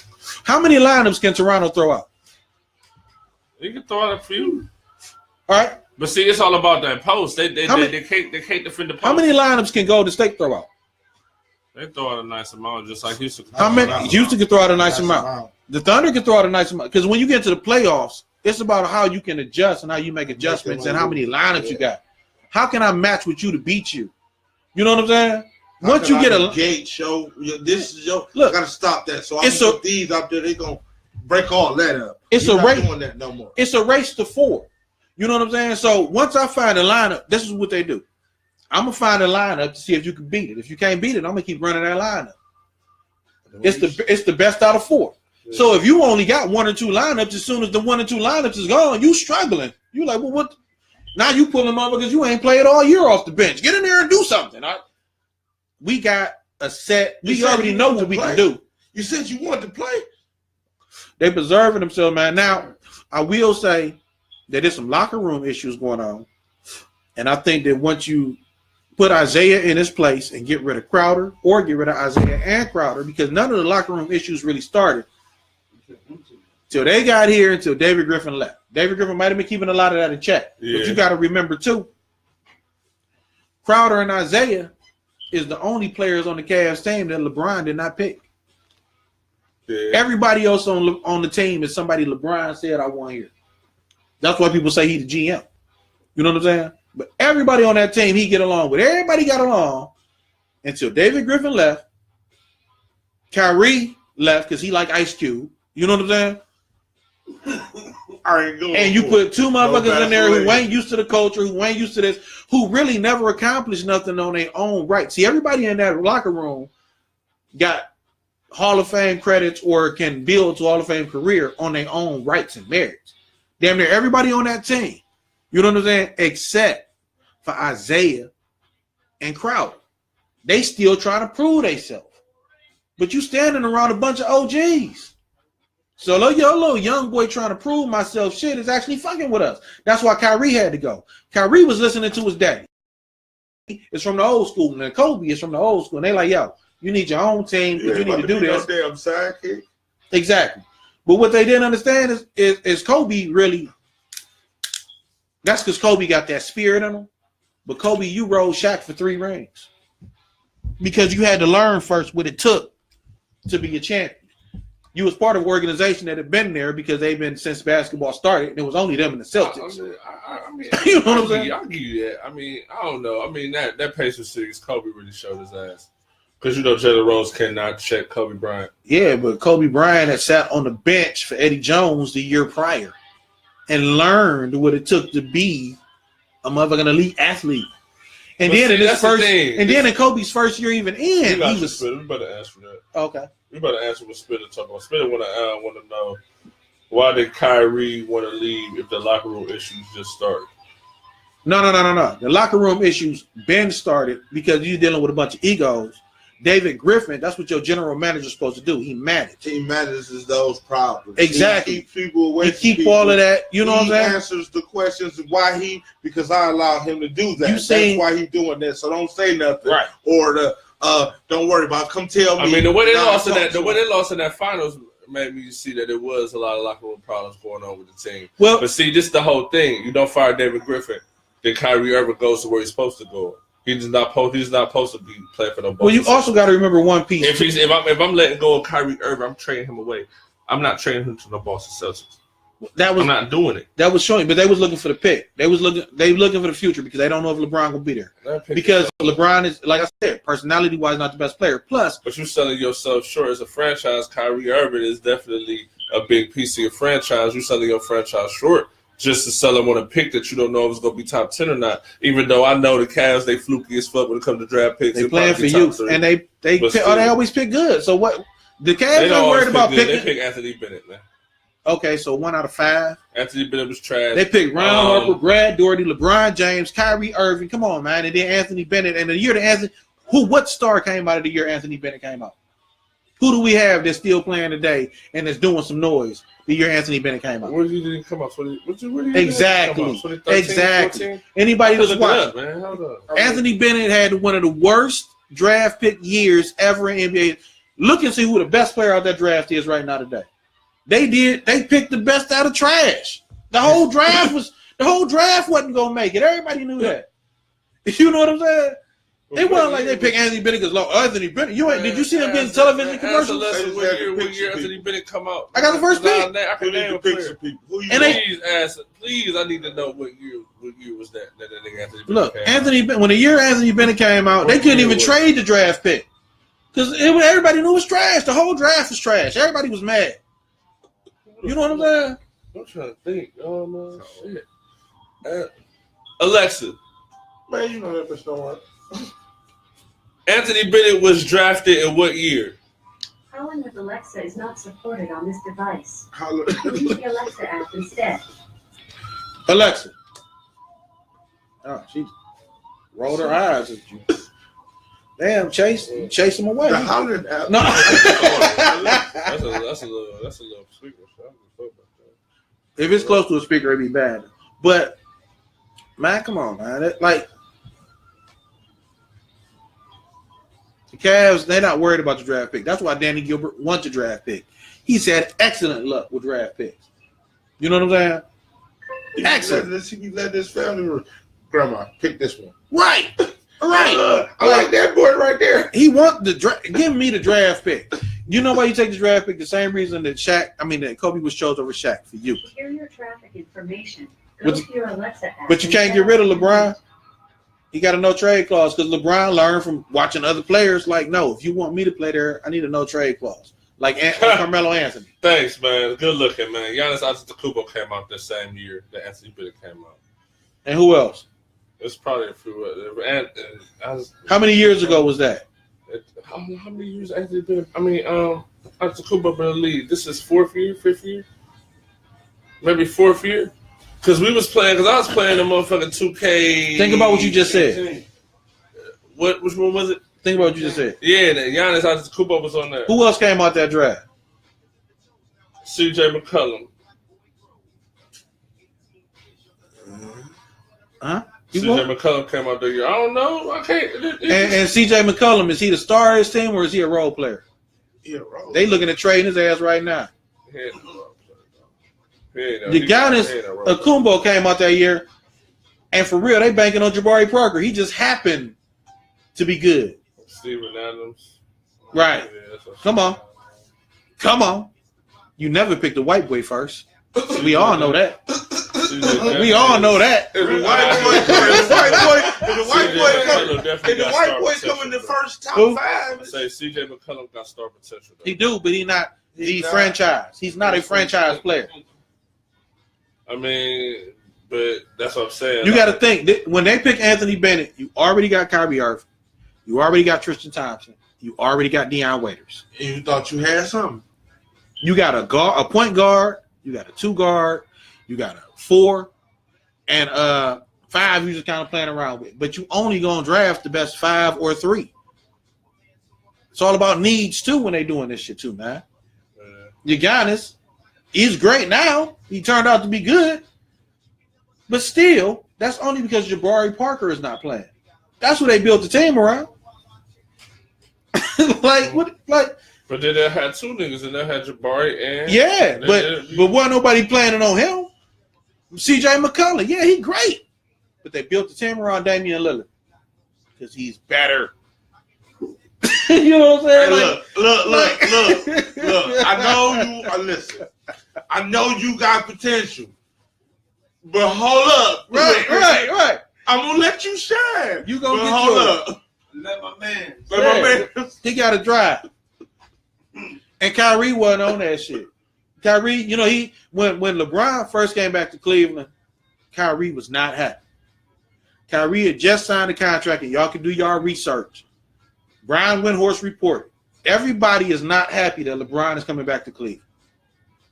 But Kyrie was a professional. He said, I'm going to work through it, especially, shit, it might lead me to a championship, which it did. But Kyrie ain't never want to play. Kyrie has always wanted to be the cornerstone of a franchise. I mean, I've been doing that too, though. Yeah. It is what it is with Kyrie, but you don't trade him to fucking Boston. You trade him to fucking Phoenix. You trade him the fuck away from here. Well, the thing is, Phoenix Paul wasn't George. They traded. Because you let go Dave Griffin. He had to play to get Paul George and Eric Bledsoe, man. And you let it go. Then Dan Gilbert want to be like, all right, I'm going to show love to Danny Ainge. I'm going to give him Kyrie Irving. We know how this Cleveland thing goes. You play for Cleveland. People who play for Cleveland. That's some whole ass been white great people people shit. in Cleveland. Dan Gilbert being smart. Man, that's and went somewhere else and got a ring or won a championship after they left Cleveland. Everybody that leave Cleveland go get a championship. Now, what's going to happen That's with Kyrie? whole ass shit. What's going to happen with Kyrie? Kyrie won his first championship here. But that's the thing, though. He already got his ring. Now, what's that going to do? He got to earn this one now. So? See, he was going to get to Cleveland. Look, Think about how many niggas David Patton, who ain't the never Browns been that let way David Patton go. He went to New England Patriots and won a Super Bowl and was MVP. You know what I'm saying? David Patton is like second, third receiver. Exactly. Like, man, Kyrie is like the man. Kyrie is the man when he played with LeBron. Kyrie is on another good situation, but what we know with Kyrie, Kyrie been the man when he was younger. He got Kyrie injured. ain't win shit. He won Rookie of the Year, didn't he not? He won Rookie of the Year, but we ain't win shit. Of course he ain't win shit. Who was he in 2 years? Look. Who did he have with his ass? In 2 years of Jordan being on the Bulls, they was in the playoffs. You said what happened? In 2 years, Jordan was on the Bulls. I think 2 years they was in the playoffs. Maybe it was 3, but I believe it was 2. Within 2 years, he was in the playoffs. LeBron James, within 2 years, he was in the playoffs. Shaq, within 2 years, he was in the playoffs. All of these players, within 2 years, they was in the playoffs. Okay. Within 2 years of Kyrie being on the Cavs, we was not in the playoffs. We wasn't even in contention. That's the same thing about Kevin Durant. He needed Westbrook. But they both was together. Westbrook They didn't get to no playoffs at least to the niggas at least 4 years, 3 to 4 years, if I'm not mistaken. I don't think it took them that long. It took like 3 to 4 years. I don't think it took them that long. They was the Supersonics for 2 years, wasn't they? And then they became the Thunder. No, Durant was on the Supersonics. The last year they was there, then they went to OKC. Westbrook came like 2 years after him, 1 or 2 years after him. And then within like 2 years after that, they was in the playoffs. And Westbrook just spanked Durant ass last night because they can't keep up with him. I mean, they can't keep up with him, but I mean, this is a regular season. They don't give a fuck. Warriors don't give a fuck. No. But see, that might come back to smack them too, though. They give a fuck. Huh? Shit, Kyrie didn't have a team built around him. Oh, please, LeBron man. came back, which is true. The whole team was built around Kyrie. He was the first pick. Every pick after that was built to make him better. Is you crazy? Right. Him and Deion Waiters just couldn't get along. But who was it that, man? They tried to, man, they didn't, man. Come on, man. No. I watched the Cavs. I watched these games. I watched these niggas lose 26 games in a row. You cannot tell me that these niggas had no type of like Kyrie is just gonna save some shit like that. LeBron couldn't even save no shit like that. They had to give up. They had to get a weak ass Larry Hughes and shit like that before the Cavs start winning and shit. They lost in the second round beforehand. And the first and LeBron's first year coming here. First of all, we was the worst team. I ain't trying to make this a LeBron show, but since you brought him up, and the first year LeBron came here, we was the worst team. The first year he came here, we missed the playoffs by like 2 games. That's a hell of an improvement. I know. The second year, I think we missed it by like half a year, or we made the playoffs. So I think we made the playoffs the third year was his first time. And then he never lost in the first round. What I'm talking about with Kyrie. He had no real conversation in the first round. Kyrie, every pick that was made after Kyrie Irving was to build him. What, you thought they were still searching? That wasn't good. Those weren't good moves because Deion Waiters came from Syracuse, 6 man that kind of had a bravado like Kyrie. Exactly. You just picked him because he was the best. Because he was really the best person on the market at the time, talent wise. Exactly. You ain't picked him because you thought him and Kyrie would coexist. Yes, they did. Because either Deion Waiters was going to be the 2 guard or he was going to be the best 6 man in the league. But they played. Building the team. That's what I'm saying. But the team was built. Or you could be. I'm getting you to be a 6 man, but. Yeah, but you can like be the Deion 2. Waiters ain't on no level with no Victor Oladipo and shit. That's what his game is a little bit but he's not on the level. Why ain't he? Because he's not. And Vic got salty as fuck, got stronger, got bigger, and that nigga Vic got a better jumper. Deion just hurt right now. I know. But when Deion was playing, I believe the Miami Heat was whooping Indiana Pacers' ass with Victor Oladipo. I could be wrong, but I believe the Miami Heat was tapping their ass with Deion as one of their focal point players. Deion is another one. I just want to be a cornerstone. He ain't gonna never be LeBron or Kyrie, but he can get you to the playoffs. Deion just don't believe. He just don't want to accept the fact that Durant got the star. Durant was able to accept the fact. You know what? I might not need to be the best player on my team. You know what I'm saying? I'm not gonna do it for Westbrook because him and Westbrook just got something going on because they came in together. I guess they probably played after practice and went through all their little shit because Westbrook already egged his ass. Westbrook was at him. Westbrook was telling his mother. Man, Westbrook was probably trying to. Anyway, like Westbrook, you already know it wasn't a good relationship with them. You know what I'm saying? Camouflage and sushi. So Durant like, I'm gonna go on over here and I'm gonna take the easy route. I'm gonna go get me a championship, man. I'm gonna hook up with Golden State. I'm gonna give me a championship so that way, regardless of what happened in my career, you got to remember too. Prior to Durant being able to leave and go to Golden State, he had also been injured and had the fear put in him that my career could be over. See, LeBron ain't never had that. LeBron ain't never had no injury. Jordan never had that. You know what I'm saying? Yeah. Kobe got real humble after he had his first major injury and was like, my career could fucking be over. Prior to that, nigga was like, I'm better than everybody. Fuck you. You know what I'm saying? But once you get sat down and shit and have to look at that shit like this shit could be over, nigga, you humble yourself.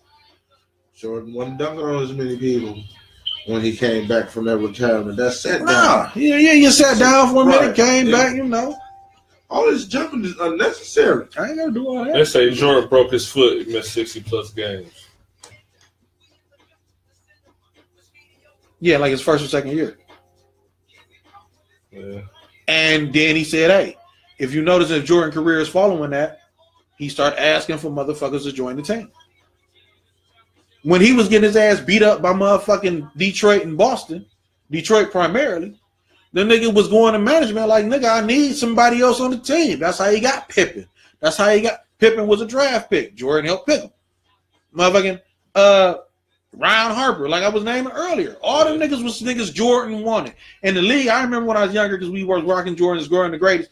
Motherfucking older niggas was mad because they like, damn, Jordan going to get all the good motherfuckers to come to his team. Like, hell yeah, they supposed to win. Because that was new for his era. In his era, you went great players when it got other great players to come play with them. That's how I proved that I'm better. You know what I'm saying? Yeah. In this new era, like, nigga, let's hook up in Miami. Oh, you in Cali? Let's go to Cali. You know what I'm saying? Like, fuck the team. I'm a free agent. No lawyers. What about that bread? Oh, I mean, but teams was getting people putting teams together for championships, not to make no move with the team. Who? They putting together pieces to let me just dump this team on somebody. I'm trying to sell it, trying to get rid of it. Or nah, they was trying to put together masterpieces, man. I mean, the Lakers was super teams. The Lakers was known as the super team.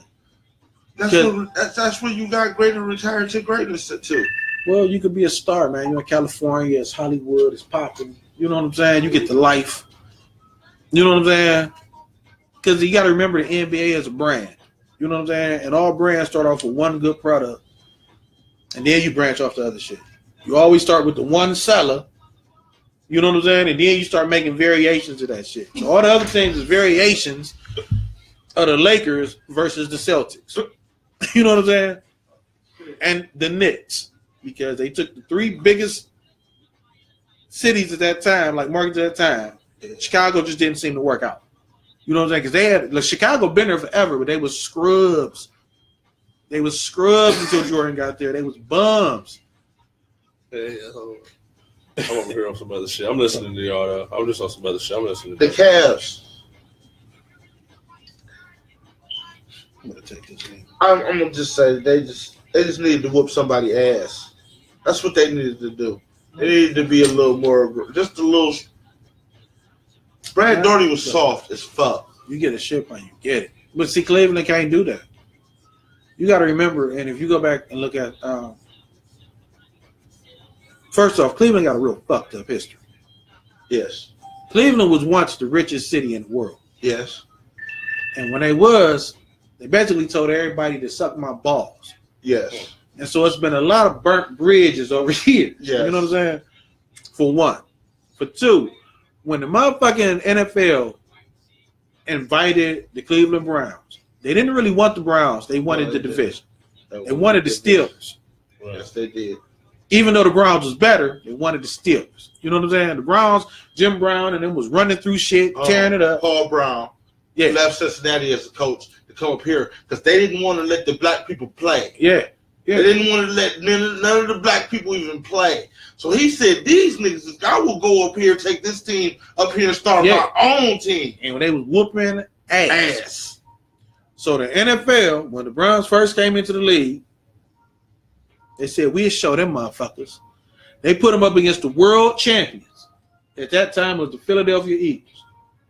And Jim Brown ran all over their ass. It was like 35-0 or something crazy. You know what I'm saying? Jim Brown ran through their ass. Right. And that's where the Super Bowl came from. The Super Bowl was actually invented because they wanted to see Jim Brown play against like the Dallas Cowboys and shit. It was a big merger because you had a bunch of different football leagues and shit. That's why we got the divisions. The teams that was usually getting the ass whooped was the division that we in. Theirs was the other we was teams the newer were the we were the real NFL. Yeah, we were. These motherfuckers is about to take over. They look at people are watching. You see the Browns? People are watching these games. People are going to these games. Yeah. They might come around and put us out of business. They want to. So what we gonna do is we're gonna divide it up and all of us gonna play. They say this boy over here is something you never seen before. You know what I'm saying? What we've been doing this. So what we've been doing it for years. These dudes.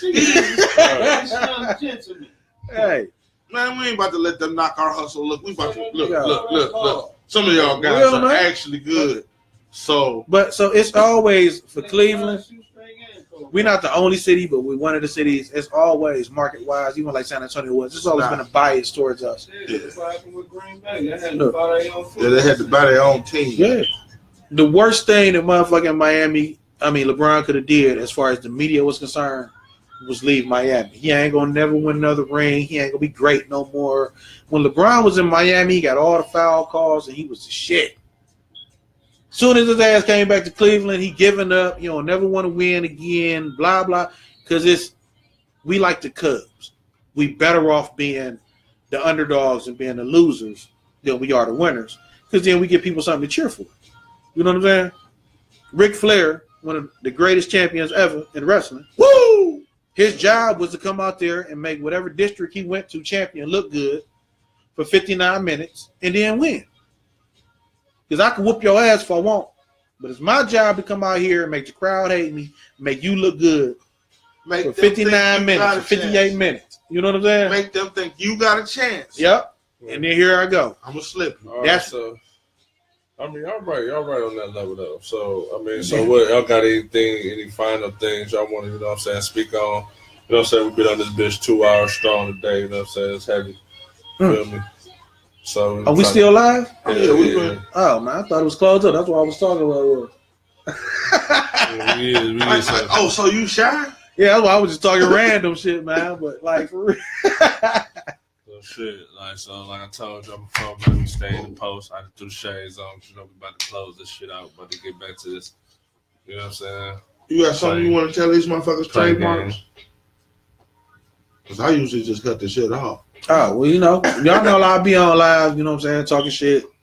So we'll see what happens, man. Hopefully next week. I'll be posting more graphic art up too, because that's just these niggas have made some moves, bruh. And you know what I'm saying, they'll change the morale of the city. The city looking real down. Hopefully, by the next time we do this post, hopefully some of you motherfuckers got your shit together. You know what I'm saying? Got your little income tax. You'll probably be turned up on this bitch next week. It's gonna be lit. You know what I'm saying? Real Black shit. Christmas. Black Christmas. So with that being said, y'all I got a black Santa Claus cool. wear. We in the building. St. Bayless, Notre Dame, Dame Foster in the building. At the boy, you know what I'm saying? My nigga Twiz Lee, you know what I'm saying? Caesar Leo in the Bizak, you know what I'm saying? Keep it popping here and that. Hey, we should all wear red, black, and green Christmas hats for the rest of the month. I mean, I'm about to go see Black Panther next week, though. Oh, definitely. All that. Definitely. Nigga, real rap. What's up, DJ? You got that Black Panther on bootleg? Oh, you got the movies? Who got the movies? I'm talking to DJ. He be bringing me random movies out of the blue. I gotta go. It was like stuff I just wanted to see. DJ was like, hey, I gotta go. I gotta go see Black Panther. Let me get that. So y'all, you know what I'm saying? My mouth dry. It's on, y'all, man. Till next time, man. Feel me? Yeah. All right, let me get through here. My mouth dry. Shit, man. Hey, man, I'll be playing 2K just for the music, man. You up here?